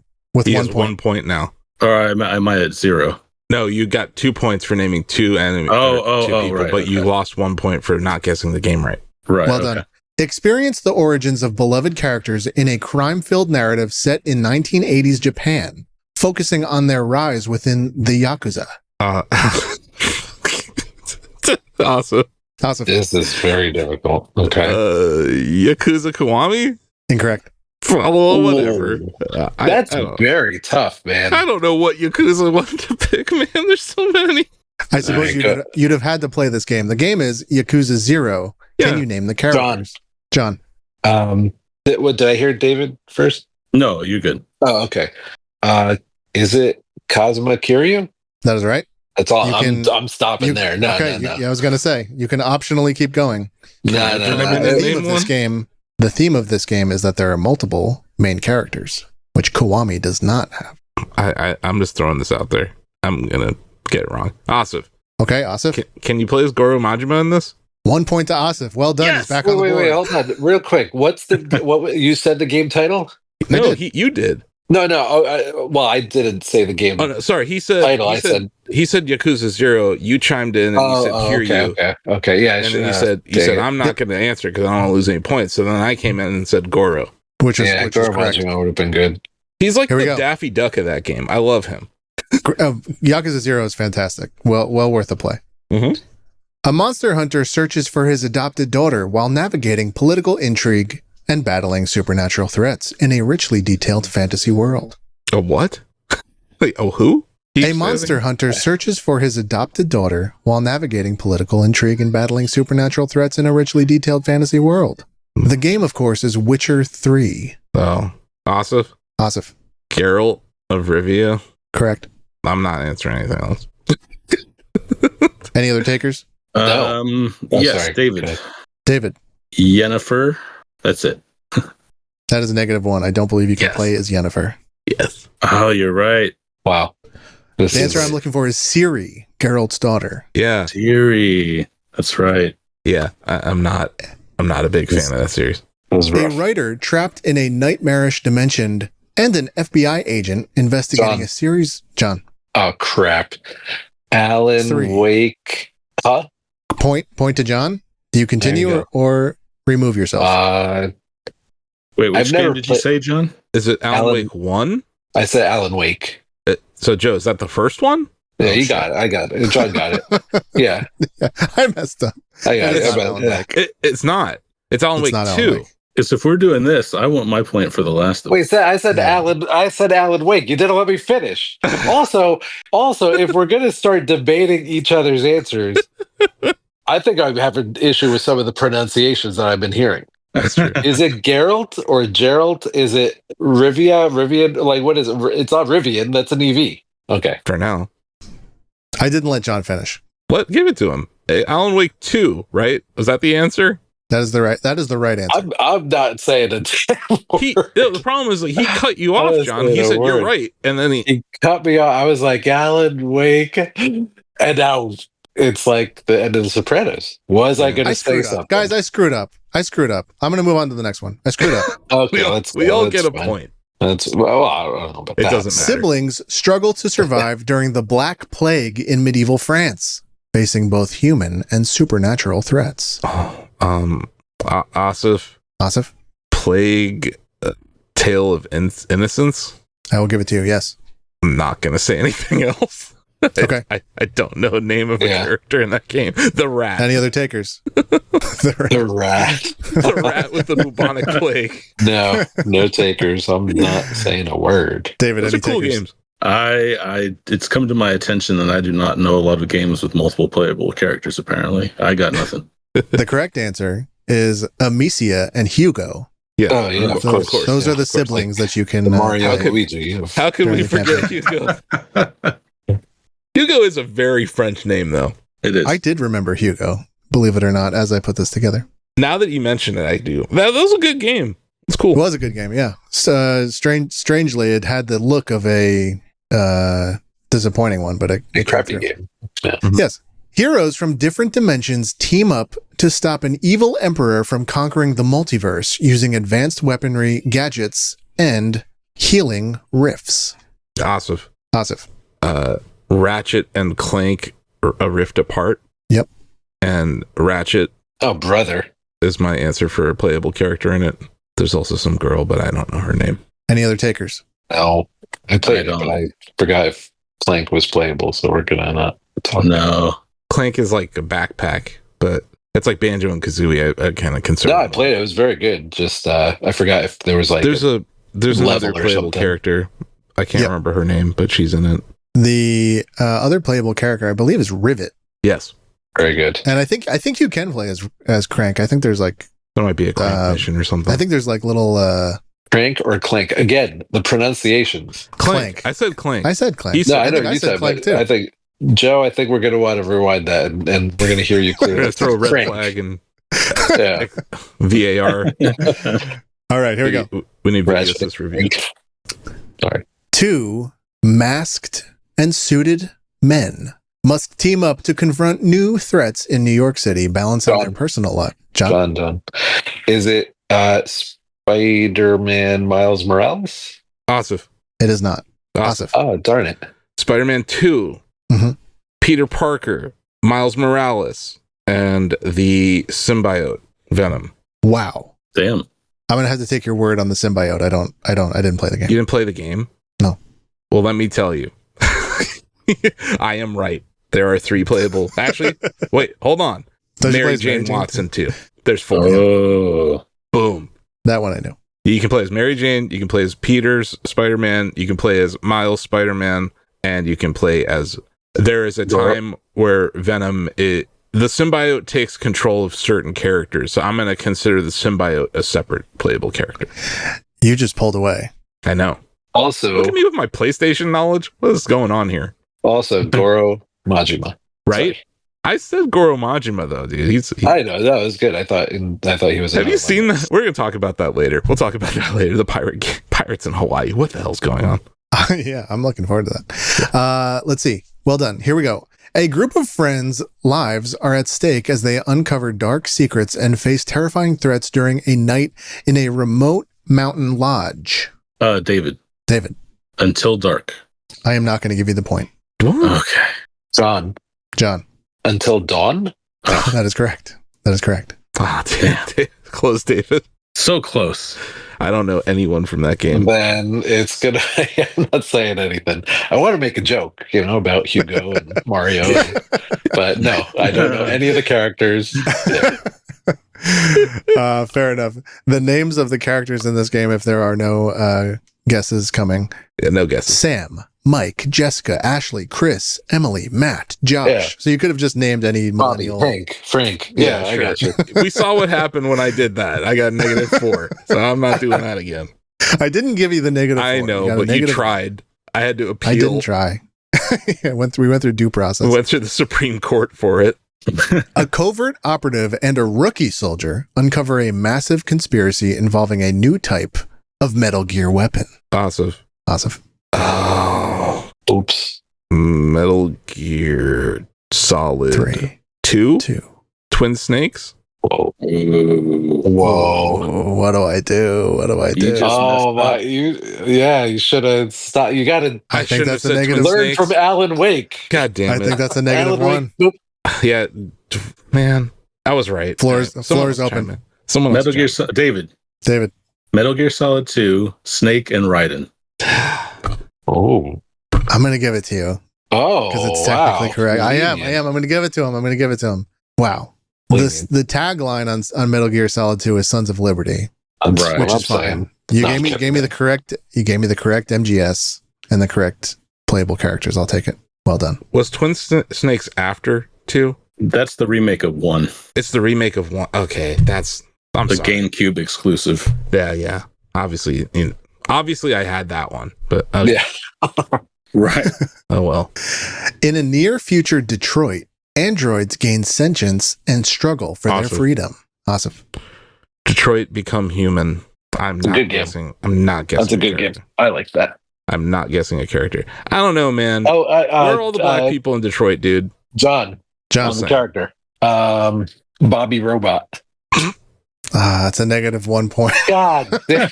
I'm just saying. All Man. right, I'm sorry. So that I have to, Why are there so many white people in Sorry. Detroit in that game? That's all I'm saying. that's where I have to depart. Unfortunately, I have a 4:00. I can't believe it. I'm so fancy. Wow. Thanks for playing. David, Asif, Godspeed, and remember, it's Hugo, it's Mario. Just remember, we're talking about Joe here. It's going to be super obscure, Mhm. but Final Fantasy 6. Final Fantasy 6. Oh no! All right. Yeah. Well, thanks for joining us. Thanks for joining Yeah. us. Have fun at your meeting. That's the thing. Yay! You know me. See ya. Yep. See ya. Later. Just like that, he was gone. Just like that. This is still winnable, David. I want you to put on your cap, your Okay. game cap. I'm ready. Come back. In a starts now. futuristic world, 2 soldiers with psionic powers fight to protect humanity from mindless mutants known as Others. This game was marketed as a mind punk game, I believe. Mind Punk. You've really disincentivized my stupid guessing, so I'm not having it. I have great stupid guesses on ready to shoot, but I'm not going to because I don't want to lose points. No, I don't know. Yeah. I The don't game know. title is Scarlet Nexus. Oh yeah. 2 years Brain old. punk is what I meant to say, not mind punk. I messed up. I don't Brain think that would have punk. helped Okay. Well, we both get points then. Yeah, right. If there are no takers, the correct answers are Yoto and Kasane. Good for them. Okay. In a dystopian future city, a mercenary seeks immortality through cybernetic enhancements, navigating a world of corporate espionage and street warfare. Asif. Cyberpunk 2077 Correct? and V. Correct? That's where I'm going to stop. Okay. I should have spoken up for the game, but I've not played it. Yeah, I got nothing. In Cyberpunk 2077, you can play as Keanu Reeves's Johnny Silverhand. Yeah. Which I'm sure you've heard at least that name before. Cyberpunk 2077. You remember when he came on stage and he just said that over and over? Of course. Yes. That was something. 8 adventurers with distinct stories and abilities embark on Asif?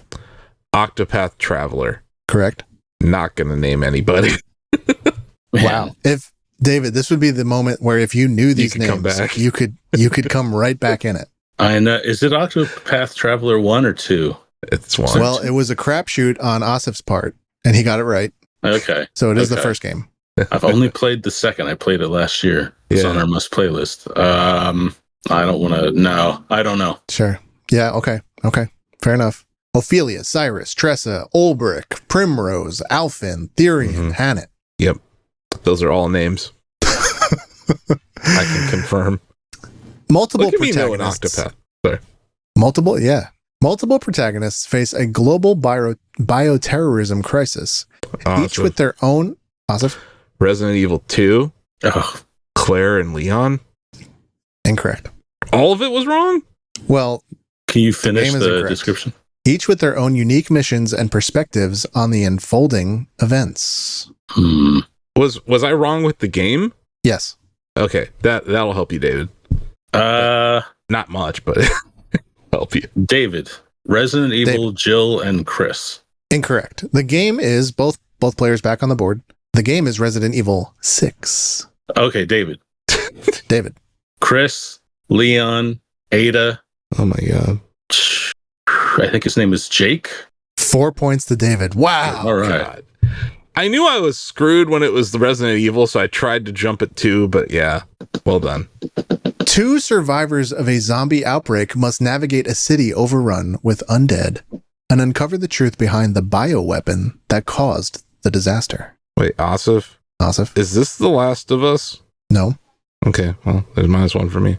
David? Can you read it again? 2 survivors of a zombie outbreak must navigate a city overrun with undead and uncover the truth behind the bioweapon that caused the disaster. 3. I don't think you do 2 Resident Evil questions. He might. So, 3, He might 2, 1. The correct game is Resident Evil 2 Remake. David. Leon, Claire, Ada, Sherry.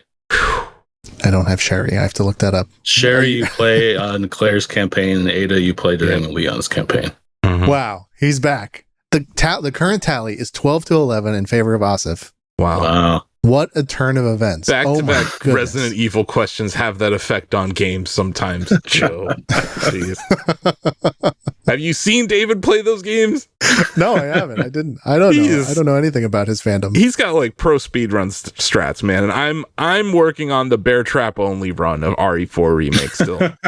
But we're different gamers in that universe is all I'm saying. And he loves that franchise. I love that franchise. I took David for a 90s FPS guy. So I didn't know all this about You're right there too. That is fair. But he's also a big RE fan. Wow. Like RE6, I had no shot. That game is a piece of shit, but I know the characters. Really bad. It's really bad. Is that the one where you're in Africa? No, that's 5. 5. That's 5. I've only played one Resident Evil, and I remember it being problematic. Oh, dude. Play Resident Evil 4 Remake. Yeah. Too scary. Yeah, that's fair. That is fair. But it's excellent. Couple more. Here we go. Multiple protagonists from different time periods and settings each have their own unique stories, which eventually converge in an epic finale. I have something I want to say, and I'm not going to say it because I don't think it's the game you're talking about. I don't want to lose points. David? I am not sure of the game. The game is Live Alive. Oh, okay. I know the game, but I haven't played it. I'm really glad I didn't guess the game. Do you want to know what my guess was going to be? Yeah. Day of the Tentacle. Wow. I have not played that, and so I have no idea if there's overlap on the summary I read. There are 3 protagonists. It takes place across 3 different times. Yeah. Wow. Yeah, it's all good. I got nothing.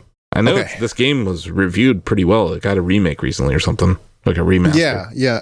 One of, or maybe 2 actually. 2 of the characters did stick with me. The Sundown Kid, Masaru Pogo, Akira, Cube, Oburu Maru. Mm-hmm. I don't remember that one, but the game was okay. I thought the game was overrated, to be honest. Mm-hmm. 2 teenagers in different worlds seek to break free from the constraints of their lives and uncover the truth behind their predicaments. Asif. Asif. Is this Life is Strange? It is not. You did cut off the summary, which I will continue to read. That's my strategy. Of their lives and uncover the truth behind their predicaments, developed by Microsoft Studios' own, I'm blanking on their title. And they've been shut down.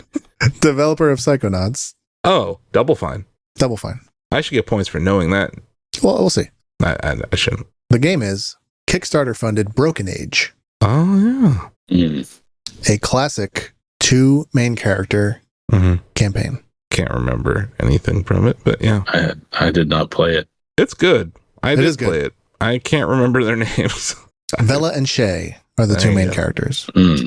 A psychological thriller where 4 characters are involved in the hunt for a serial killer known as the Origami Killer. That sounds so familiar. 4 players. I believe there is a origami on the cover of this game. A swan, I believe. I don't know. The game is Heavy Rain, developed by Quantic Dream. That is a gap in my gaming knowledge. I don't really like their games. And I go back to Detroit Become Human. Seriously, where are the black people? It's just like, there's all a bunch of white people in Detroit. I'm like, wonder if we'll ever get that Star Wars game. Oh yeah. I forgot that existed. Yeah. Because we all know Star Wars games are going great these days. Anyway. Yeah. Okay, Ethan, Scott, Norman, Madison. Yeah, let's see. I want this. I need you guys to guess one because now we're at like a stalemate here. I know. Well, give us a good clue then, and I won't cut you off. I'm trying. I'm going to, but I'll say I won't. Okay, let's try this one. 6 heroes with unique backgrounds and abilities embark on a journey to restore the power of mana and save the world from impending darkness. Asif. 6. 3, 2, 1. Trials of Mana. Correct. There you go. Wow. I have no idea. No, I have no clue. No idea on characters, but you did get a point. Yeah. Characters: Duran, Angela, Kevin, Charlotte, Hawkeye, Reese. I should have known Reese. I remember that. But yeah, that's a good game. Yes. Wow. I don't play too many games. I think I'm out. I have some more that, based on context clues of how this game has gone, I don't think you'll get, but I can try. What's the score? 13-11 Asif. Okay.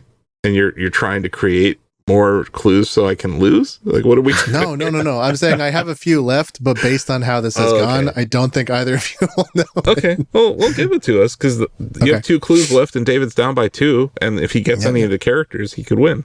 Sure. 5 characters' lives intersect as they pursue their dreams and confront their pasts amid a power struggle in the Japanese underworld. Oof. The game is Yakuza 5. I played my first Yakuza game this year, so I have nothing.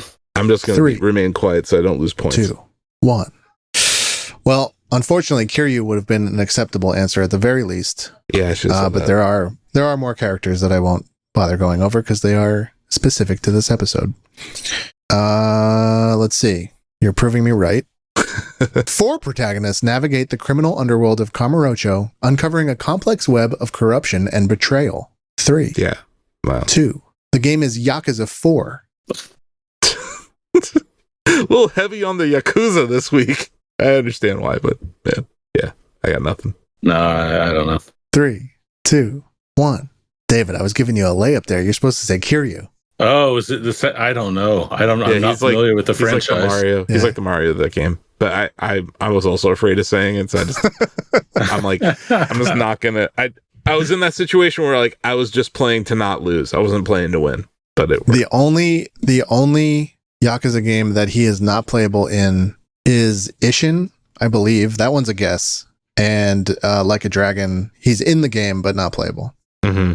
And all soon, the other ones, I believe, you're with. And him. soon in Yakuza Pirate in Hawaii. Well, we don't know. That's true. We don't. We don't know. It's a strange. It seems like series. that's a Goro Majima joint, though. Which is the Venn diagram there would be there for Kiryu to step in. Yeah. I'm out of questions. I did it. That makes Asif our winner. Woo! With 13 points. Yeah.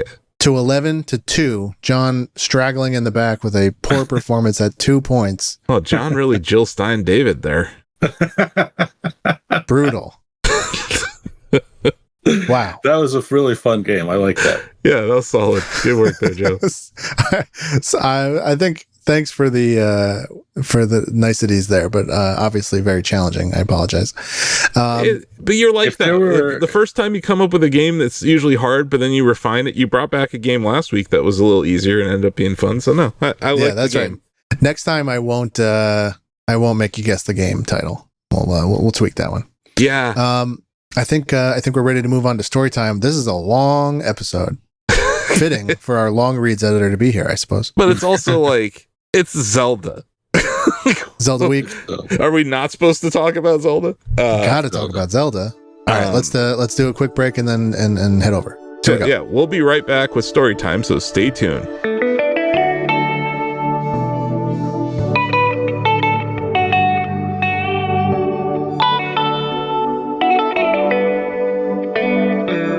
Welcome to Storytime. Let's dive into the latest stories from the past week. My God, there's a lot of stuff to get to, so we're going to keep these quickies super, super, super quickie. Ubisoft had a pretty bad week. They delayed Assassin's Creed Shadows to February 2025. Right. And they said that Star Wars Outlaws sales have disappointed and that the game will come to Steam in November because no one likes Epic Game Store. Right. But making matters worse, the company is also doing an internal review of their management and everything. This is so I like to look at stocks and how they respond to news. This morning, we're recording this on Thursday, September 26th. Ubisoft stock hit $2 a share. It's trading at less than a $2 billion valuation right now. It's the lowest it's been in years. How long? We're talking 2012. November 2012 was the last time their stock was trading this low. Jeez. I don't know if one of two things is going to happen here. Either they're going bankrupt or someone's going to acquire them. But I don't know. It is it's an absolute mess. But let's stay tuned because they're at a valuation where I think a more competent developer or studio could acquire them. And that's a lot of really good IP. By the way, sure. Ubisoft, you own the Rayman IP. Make a new Rayman game, side scroller like Legends, please. But it sucks because some of their games are good. I know we have two sides of the coin here on the Prince of Persia game, but some of the Ubisoft games they've been shipping are actually pretty solid. And Bill Lavoie really liked Star Wars Outlaws for what it's worth. But yeah, I think it's a bad sign when you're delaying an Assassin's Creed game. Right. So we'll see what happens. But these are quickies. We're on the move. SAG-AFTRA announces a strike on League of Legends. So it's actually Formosa Interactive, which is like in-between company for them. But yeah, we got a strike going on.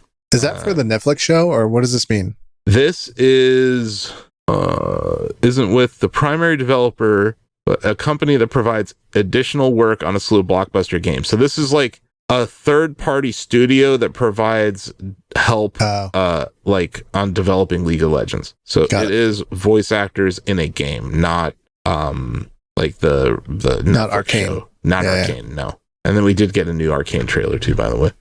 So yeah, good for them. Good for unions. Good for workers' rights. All that stuff. We had an exclusive this morning, you guys. We got to drop the trailer for Inaya, Life After Gods, which is like a hand-animated 2D action platformer. Got a cool art style, gameplay. Yeah. We're in an era where we're all just kind of waiting for Hollow Knight Silksong to come out, and this would be a nice game to play. So yeah, shout out to Exogenesis, I think, Studios. That sounds right. Yeah. And yeah, check out the trailer on Shack News. How about that? A little exclusive trailer action at Shack News. Love that. And then, Timo wrote a impressions piece on the Final Fantasy 16 PC port. It's a bag of mixed goods is the headline. And Joe, you hate this game with a passion. I think this game is horrible. Well, now it's horrible on PC. Wow. But it's still, unfortunately, this is an example of like PC players do expect better performance, but FF16 locks its cutscenes at 30 frames per second. So that has people upset. The game has 15 to 20 hours of cutscenes. Mm-hmm. That is not an overestimate. Yeah. So that's a lot of 30 frames per second. Anyway, those were some of our quick hit news stories in the quickies portion. On to Previews. Ozzy previewed Tales of the Shire, which is it's like Animal Crossing, but with hobbits. It looks like just the art style is that of a very old looking game. Right. But Xbox Live Arcade. Yeah. It does feel like the 360 era, which is not good. TJ actually wrote this story, but yeah, Like a Dragon, Pirate Yakuza in Hawaii has been announced. Ozzy, I believe, posted a preview yesterday. Here it is. Ozzy said, Like a Dragon, Pirate Yakuza in Hawaii somehow brings pirate fun to the modern day. This is that game where Goro Imajima gets his own game. Yeah. And it's wacky as hell. There's kart racing and all the things that you would like to see from a Yakuza game, but in Hawaii and with pirates. And he's also the captain of a pirate ship, and he has amnesia. I'm interested. This was announced at 6 a.m. on a Friday, and I've been keeping ungodly goblin hours while reviewing Zelda. So I was up, and I was like, you know what? I'll stick around and watch this stream. It ends up being an hour long. They brought every voice actor from the game out. They talked to the voice actors, and then they also talked about there's a Yakuza Amazon Prime series coming. Mm-hmm. So it was this big Yakuza celebration, but it was at 6 a.m. in the United States, because we're in TGS week right now. Right. Ozzy seems pretty pleased with it. He got to try out the, like the beat 'em up gameplay, which is pretty much the same in this series. And then, he got to play the kart mode. He did say the carts felt kind of stiff. Like it wasn't, there's no like power sliding, or the turning just felt kind of basic. That's a staple in the series, and it sounds like it's a port of the existing. Yeah. I think it was like shopping cart racing in Yakuza 7. Yeah. It looks cool. And you got that to look forward to next year also. Like everything's coming out in February next year now. We're getting, that's when Assassin's Creed was delayed too. Pirate Yakuza's launching that month. I'm trying to think what else. There's a bunch of stuff coming out in February now. Yeah, on to reviews. Our History Untold review, I believe, TJ reviewed this for us. It's one of those 4X games that, it's not bad. Got an 8 out of 10. Nice variety of like leaders to pick from. Campaign maps are really good looking, like good art style, and they're fun to unravel. Crafting is good, provides numerous ways to optimize your nation. Wide variety of playstyles to explore. Simultaneous player turns keep the game progressing nicely. That's a big deal, because like if you're in a game of Civ with like 6 actual people, that could take months. Yeah. So being able to asynchronously progress, I think, is cool in a multiplayer scenario. The mid to late game drags. Military nations seem to be at a disadvantage. Managing every building's equipment and production can be tedious. I agree with that in almost every RTS game. And then some nations' benefits feel redundant or weak compared to the others. Outside of that, TJ really seemed to like it. It looks cool as hell. And I think this is this a Microsoft joint? Did they actually make it? This is an Xbox Game Studios. Let's applaud them for launching a game. They made a game. Wow. How about that? Should I send Phil Spencer a gift basket to congratulate him? I think a cake. Cake? Yeah. Yeah. Well, maybe he can take it out of his $1 million bonus. This is I'm trying to see who Oxide Games developed this. But yeah, shout out. They did a good job. And yeah, if you're in the mood for playing a game like Civ before Civ launches, that's what Civ comes out. Civ 7 comes out in February next year. Yeah, Aura History Untold is out there, and I believe it is on Game Pass, right? I think it is. Maybe not all tiers. It's on PC Game Pass, but yeah. There's like 5 tiers of Game Pass now. Mm-hmm. And then yeah, Lucas White reviewed Epic Mickey Rebrushed. Had some thoughts about it. Just kind of made the point that, you know, this game shows like almost a graveyard, like the darker side of forgotten Disney IP with Oswald. And he just kind of mentioned that it feels weird to be playing a game like this in 2024 with such mismanagement of IP by companies like Disney. But this is a remake, I guess remaster. I don't know how to describe these anymore, David. It seems like that line is blurring between remaster and remake. Right. But this is improved art style. It's always been a solid platformer. The controls were improved, camera and visuals were improved, and performance on PC was pretty solid.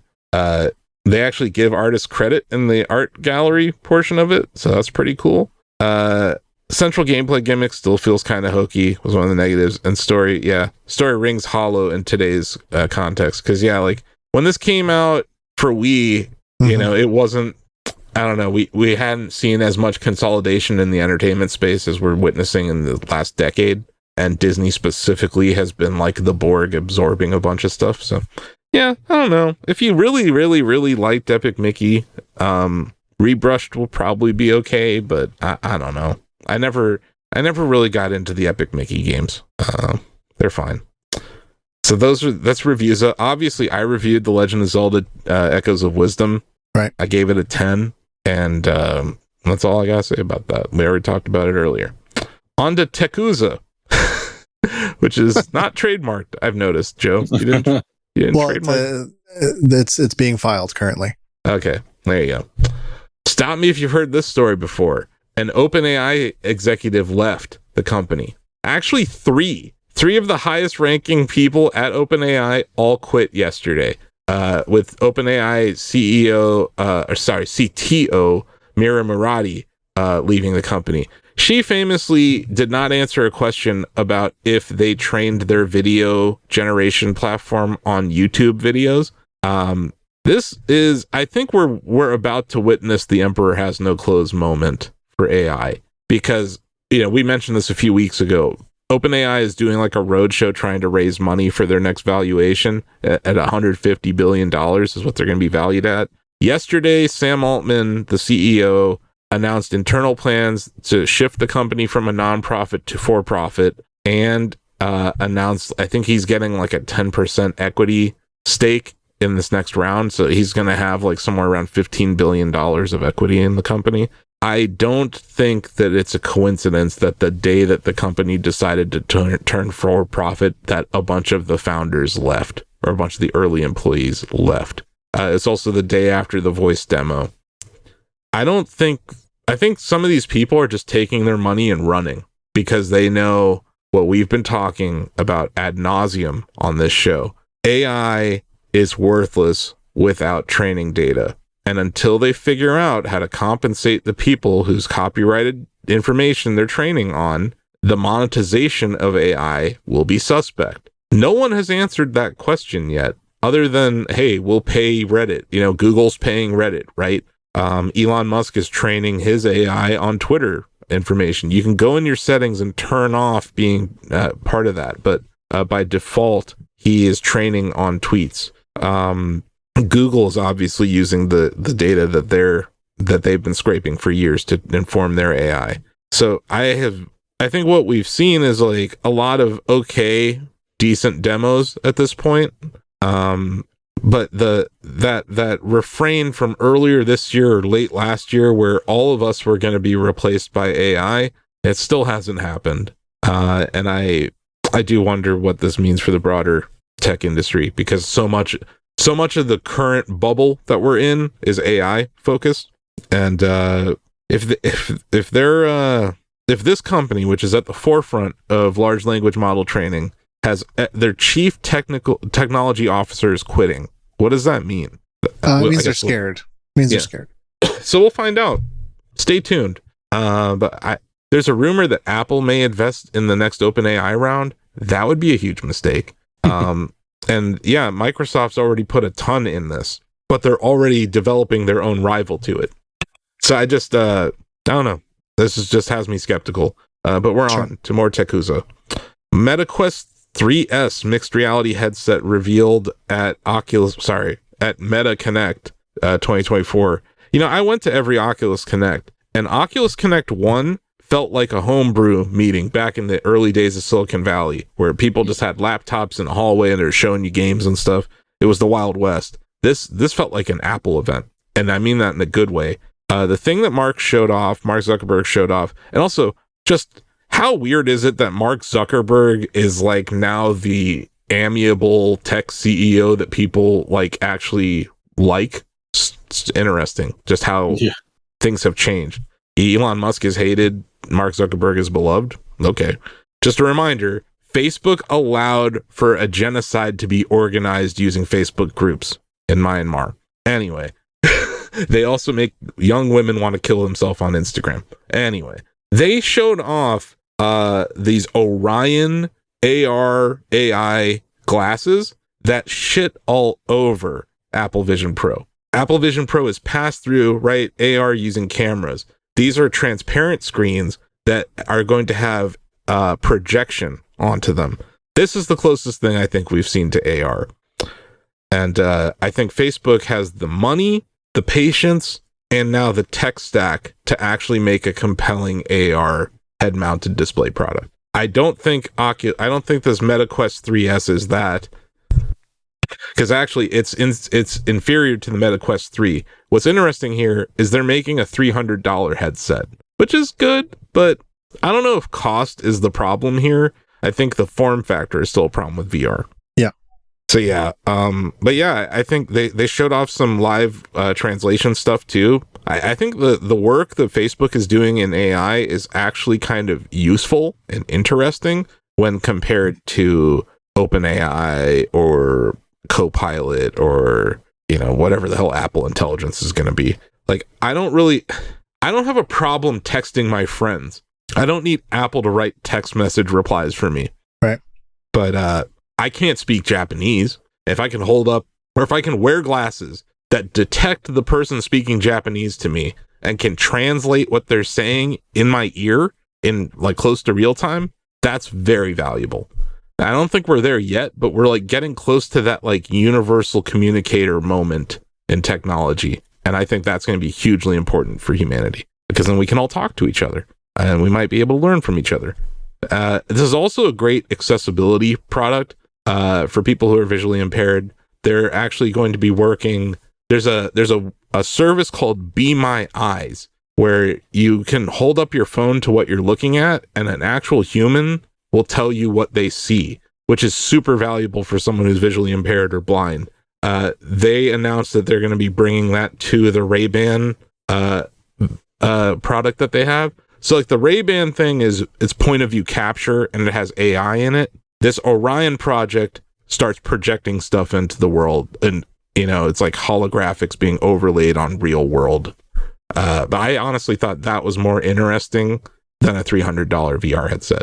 But yeah, anyone who knows me knows I don't want to give Facebook their flowers ever. But in the world that we're in, I think Facebook's showing a lot of value as a platform to communicate with people. Instagram as a video platform for Reels. And I think that some of their AI may actually help people, and that's cool. Because I'm not someone who's blatantly against all artificial intelligence.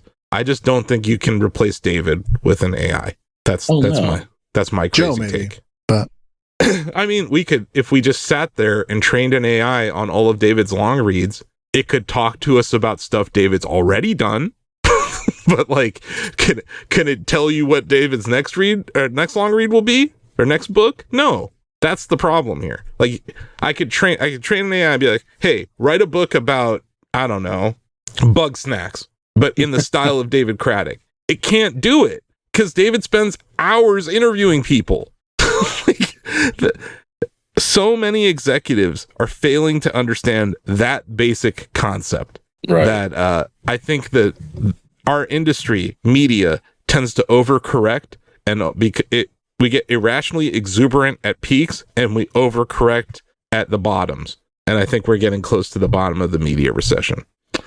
Because, spoiler alert, you need fact checkers now more than ever. And that's one of the things that I think humans do better than AI. You can reference John Backflip if you need more evidence of that. Stop me if you heard this before. GameStop issued more shares, 20 million to be exact. This is no longer a short squeeze stock. What once was a stock over 100% shorted, it's now less than 10%. I can find much better short squeeze candidates out there. But I think the real thing going on here, they have almost $5 billion of cash now. So if, let's say the stock crashed 50%, they could just take the whole company private. But there's a lot of people trying to guess what's going to happen with the money. People are like, oh, this, that, and the other. The thing that I really don't understand from a shareholder perspective, and I do own some shares in smaller accounts. I did exit my largest position in this when he shut down Game Informer, he being Ryan Cohen. I don't understand why shareholders are cheering on dilution, because the whole point of this was to take part in a short squeeze, not like, oh, gee, we're saving GameStop. We're not saving GameStop. We've, in fact, made it worse. They don't have Game Informer anymore. So like cheering on a billionaire who could do whatever he wants with that money is a dangerous game. So we'll see what happens. I mentioned Ubisoft earlier, and like the monkey paw curled when I thought of this, but I mentioned it in our Slack and I'll mention it here. GameStop could buy Ubisoft straight cash right now. Jeez. I know. Is there like would that be like heavily scrutinized because they're the distributor as well? Why? Microsoft has a software store. Sony has a software store. Nintendo has a software store. Yeah, you're right. Why? I mean, Netflix has a game studio. Amazon has a game studio.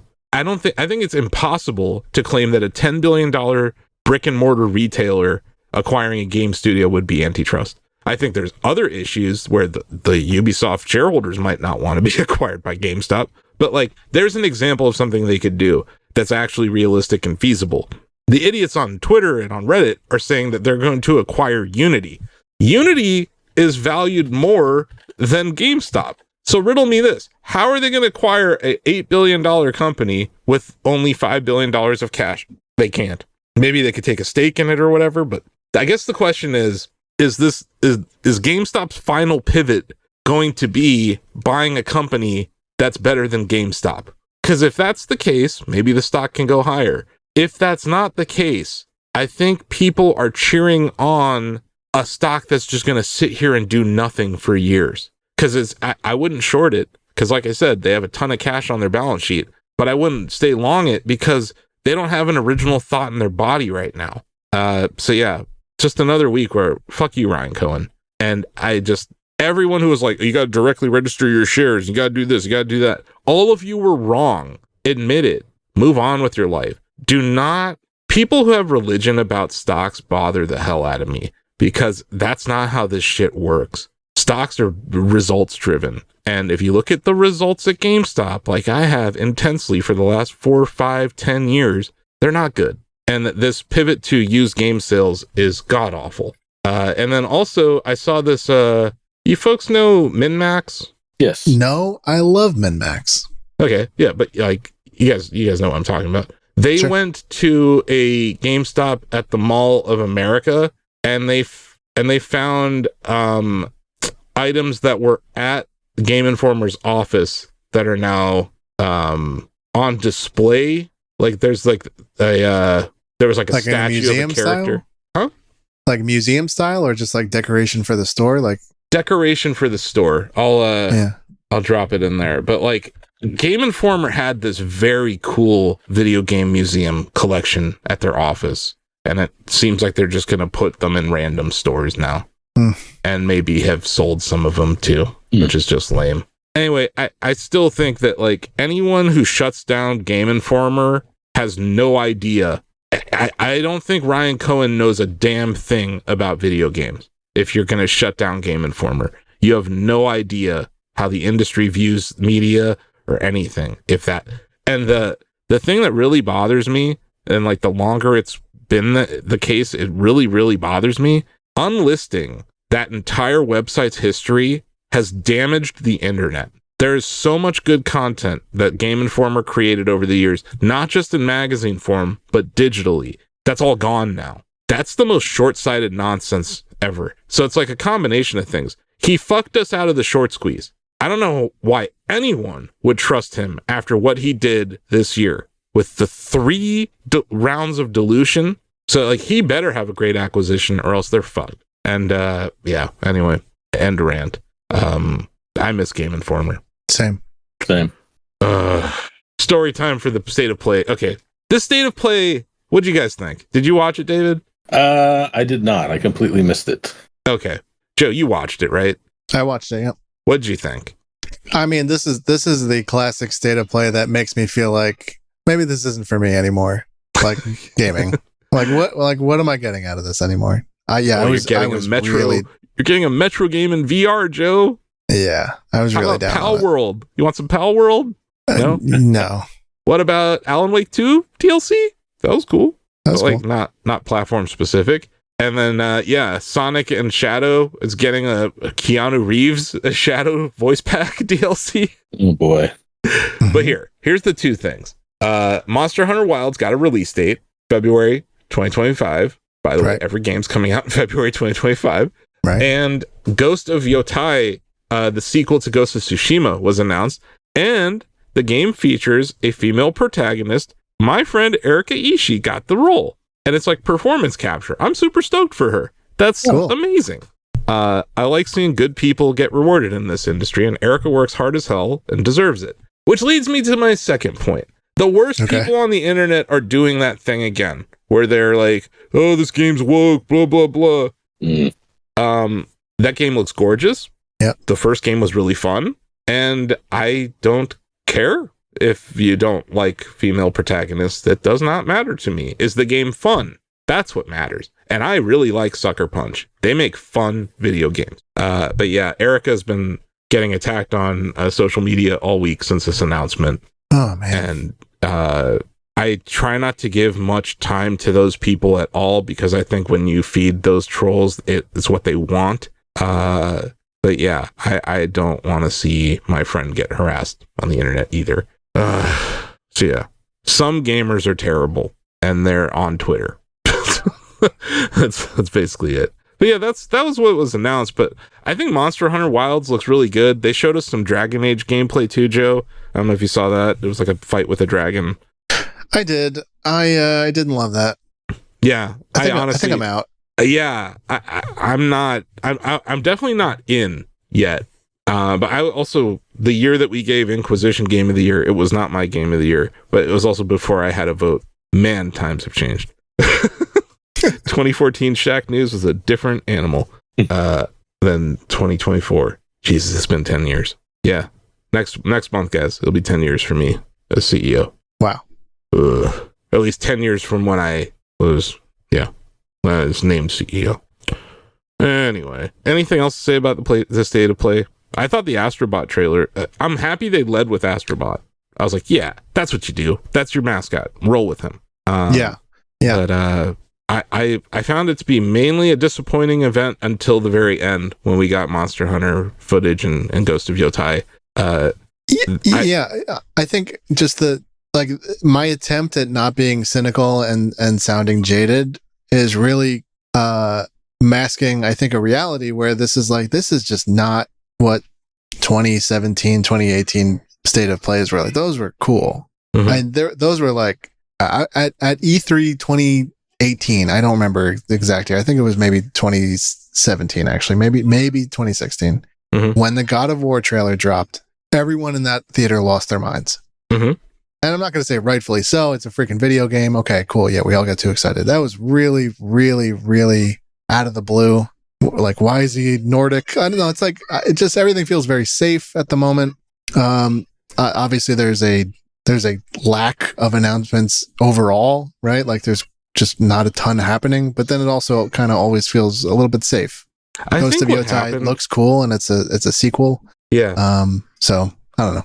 I think what happened for both Microsoft and Sony is during the pandemic, they had to delay so many things that they kept telling us, like, here's what's coming, here's what's coming, here's what's coming, here's what's coming, that they got into the habit of doing that, where, like, I don't know if there needs to be 2 state of plays in a year. Until, like, in my opinion, don't do another one until you can show me Marvel Wolverine gameplay. Like, that's what I want to see. Like, show me that. Or, like, what is Naughty Dog working on? I want to see that, because they got rid of that multiplayer Last of Us mode. So, like, what are we getting from Naughty Dog next? Right. Like I said, a Bloodborne remaster. Like, what are you doing? It felt like the Nintendo partner showcase almost until the very end. Like, the beginning and the end had first party in it, but really the middle of it was just a bunch of third party titles, which is cool and all. But it wasn't like a crazy standout event. Now, there were some good announcements. Like, I think what we're witnessing right now with, like, PS1 era RPGs being brought to these new platforms, I think is good, because a lot of people never got to experience them in the first place. But like, I don't know. We got a crossover between Stellar Blade and Nier. They announced Horizon Zero Dawn remastered. They showed off Lego Horizon Adventures. We got Dynasty Warriors Origins gameplay. There's a Fortnite controller. Like, Legacy of Kain Soul Reaver got a 1 and 2 remaster announced. And I'm trying to find this other one. It was they showed us Fantasian. They showed off that Turtles trailer. Lunar Remastered Collection got announced. That's a big deal for, like, a certain group of people. That was, like, it wasn't like these, to your point, it wasn't like, here's God of War. It was just like, here's a cool thing. Here's a cool thing. Pal World, you know, like, certain people are going to be happy about Pal World, but, like, sure. I'm not even trying to yuck those yums. I really am not. I'm just saying it's but you left them off the rundown. You did it because you hate PlayStation, clearly. Really? I looked at our state of play tag, and this is what I saw, so I apologize. No, and it's because, Joe, like, we've gotten to the point where we're not going to write a story about every trailer. Right. We just can't. Right. It's a waste of our time. So what's not a waste of our time is taking those trailers and putting them on social media and spoon feeding the public, right? Because, like, a good example is that Ghost of Yotai trailer. Just guess. I'm just curious. You guys don't really use social media, or at least Facebook, that often. How many views do you think the Ghost of Yotai trailer has on the Shack News Facebook page? I'd say it's got to be north of 1,000, right? I'd say so. Joe, do you have a guess? I don't have a reference point, but I'm going to say 80,000. You're closer than David. 787,000 views. Wow. Yeah, that makes a lot more sense than... Like, how many page views would the article get? If we wrote an article and we embedded it? Like 100? 200? Yeah. This is... I don't say this to disparage writers. I say this because I want writers to write stuff people will read. We're in an era now where you have to bring the content directly to people, or else they won't consume it. And... or, like, they don't want to have to click extra. But that's what we're seeing, is that why write to your point, Joe, why write about 30 trailers or 20 trailers when we can break out 5 stories that will probably do more traffic, and then just get those trailers up on Twitter and Facebook. But really, Facebook more than anywhere. So I don't know. It's weird that they even mentioned PSVR 2 during the thing. I thought that was kind of an afterthought. Obligatory. Yeah, it's like they have these deals in place already, so they had to do something, kind of thing. That's why it kind of felt like the partner showcase. By the way, before we move on from all of this, everyone who said that Switch 2 was going to be announced this week was wrong. Like, let's at least call them out when they're wrong. Because everyone wrote a story about it last week. You're seeing this, right, David? Like, other outlets are like, Switch 2 might get announced at Tokyo Game Show. What? In what universe does Nintendo give a fuck about Tokyo Game Show? Yeah, None. That makes zero sense. Yeah, and, like, Blue Checkmarks thought it was possible, though, David. They had a thread about it. Same idiots who think that GameStop's going to acquire Unity. Like, it's just, I guess this is just a miniature rant just about misinformation on the internet. Like, we're not going to report on these rumors about Switch until Nintendo says something. Like, why? You're not going to benefit from it. And then, I guess just real quick, Gamers, the company the parent company, like Prima Games, Destructoid, bunch of other websites. They fired like 30 people this week, and the CEO is blaming Google, which I think is interesting. I think it's his fault. They raised money on their 2021 numbers, and they turned around and they bought up a bunch more sites and they scaled up their staff, and then their traffic fell off a cliff because of updates to the algorithm, the introduction of AI, all these secular trends we've been talking about. So when your ad revenue drops by 60% and you've increased your overhead, you have to do something about it, and this is what we're seeing. But blaming Google for this is like, it's like blaming rain. It's like it rained, that's why I fired 30 people. It's like, no, dude, that's everyone is dealing with that. It's not just your website network. It's how we handle this period. And so many people act like this is the first media recession ever. It's not. We've been through this. We'll be through it again, hopefully, unfortunately. But yeah, I don't know. Sucks. And I've said it before, I'll say it again. I can't hire everyone. I'm sorry. I can't. I don't have infinite money. And it's just weird because like I see people who are like freelancers who are like going to events, paying out of pocket to go to the events, and then shopping around the content that they're creating. I'm like, that seems backwards. Yeah. But I know it's tough out there. So good luck to everyone affected. There's some really good writers over at .esports, and it just seems like the soul of Destructoid is gone at this point. Anyway, nice wet fart of an ending. So yeah, that'll do it. Let's go to our community notes. We got a few comments and questions from the Shack News community, which you can join by heading over to shacknews.com/chatty or by emailing us at, I'm not going to make people email David. That's mean.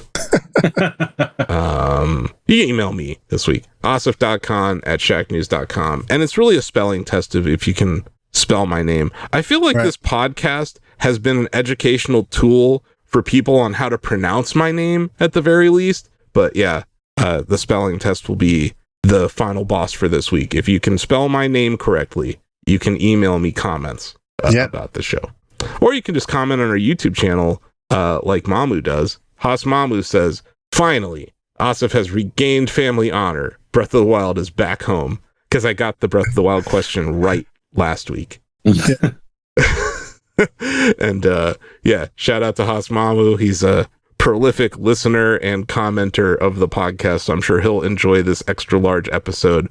We apologize to the folks at home who are used to under 2 hour episodes, but it kind of feels right, David. Like this was more of a Shackcast kind of vibe. Yeah.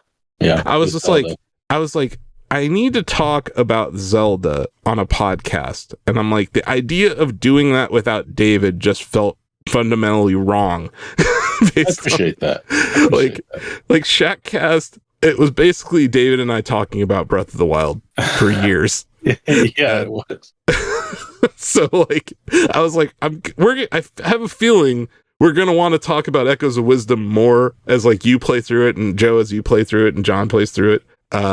So we'll probably have to have you back at some point. But yeah, this was, I just was like, I can't really do a podcast episode talking about Zelda without David here. It just felt weird. So yeah, thanks for coming back to the Shack News Extended Podcast universe, David. Thank you for your time. Thanks for having me. Yeah. Thank you, David. Yeah. And then shout out to John. Wow, back-to-back weeks, him appearing. Wow. It's like, that's bordering on Joe Hendry levels of excitement when I see him enter. You say his name and he appears. Yep. And I don't know if you heard the Back for Blood, David, the Rhea Ripley versus Liv Morgan match. Yes. Dominic, he's going to be hanging from a cage. Yeah, he's going to be in a shark cage during it. Cannot wait. Also, the entire crowd chanting for Mommy. She's like the female Rock, David. She is. I love her. I love that there's this buff, goth, just badass who's in charge of the women's division in WWE. Yes. Anyway, that'll do it for today's show. Subscribe on your podcast app of choice and tune in every Friday for more Shack Together. And if you made it this far into the episode, you clearly like us and this show. So go to your local podcast facility and vote for Shack Together. Give us a 5-star review or a 10-star review or a 100-star review or a 10 out of 10, whatever it is. Let John Spotify know that you like our podcast. And that'll do it. Thank you. Yeah. This is where we wave at the camera, even though it's not on. Maybe someday it will be. And Maybe. we say, thank you. I'll never forget you. Bye-bye. Thank you. Thanks, David. Thank you. Thanks for listening. Bye. Hooray.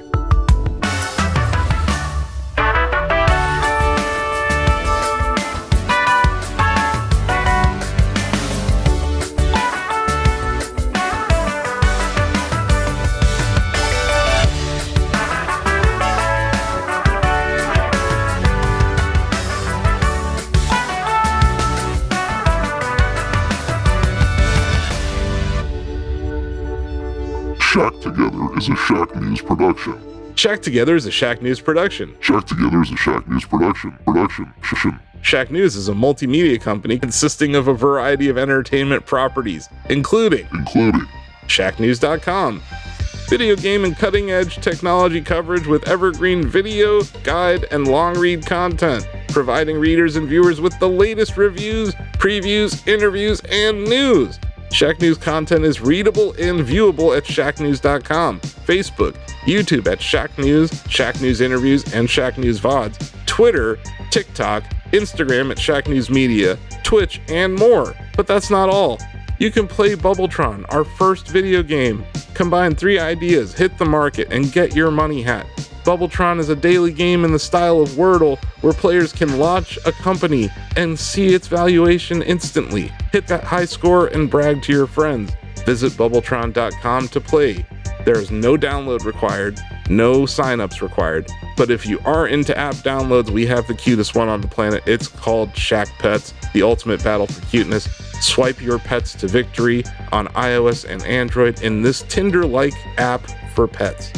Shack News is proud to present a variety of micro products, all available for free at shacknews.com. Cortex is a publishing platform available to all of our users. Shouts is a Twitter replacement in a time where Twitter really needs replacing. And Reader, an RSS reader that won't get shut down by Google anytime soon. You can import YouTube, subreddits, all sorts of cool stuff, even podcast feeds. And lastly, all of our products are completely free to use and play, so if you're a fan of what we're doing and want to support the Shack News ecosystem, head over to shacknews.com/Mercury. Mercury offers subscribers access to exclusive Shack News swag like hoodies and VIP access to our long reads in downloadable format. It's a great way to support us. There's different tiers, and you get a lightning bolt next to your name.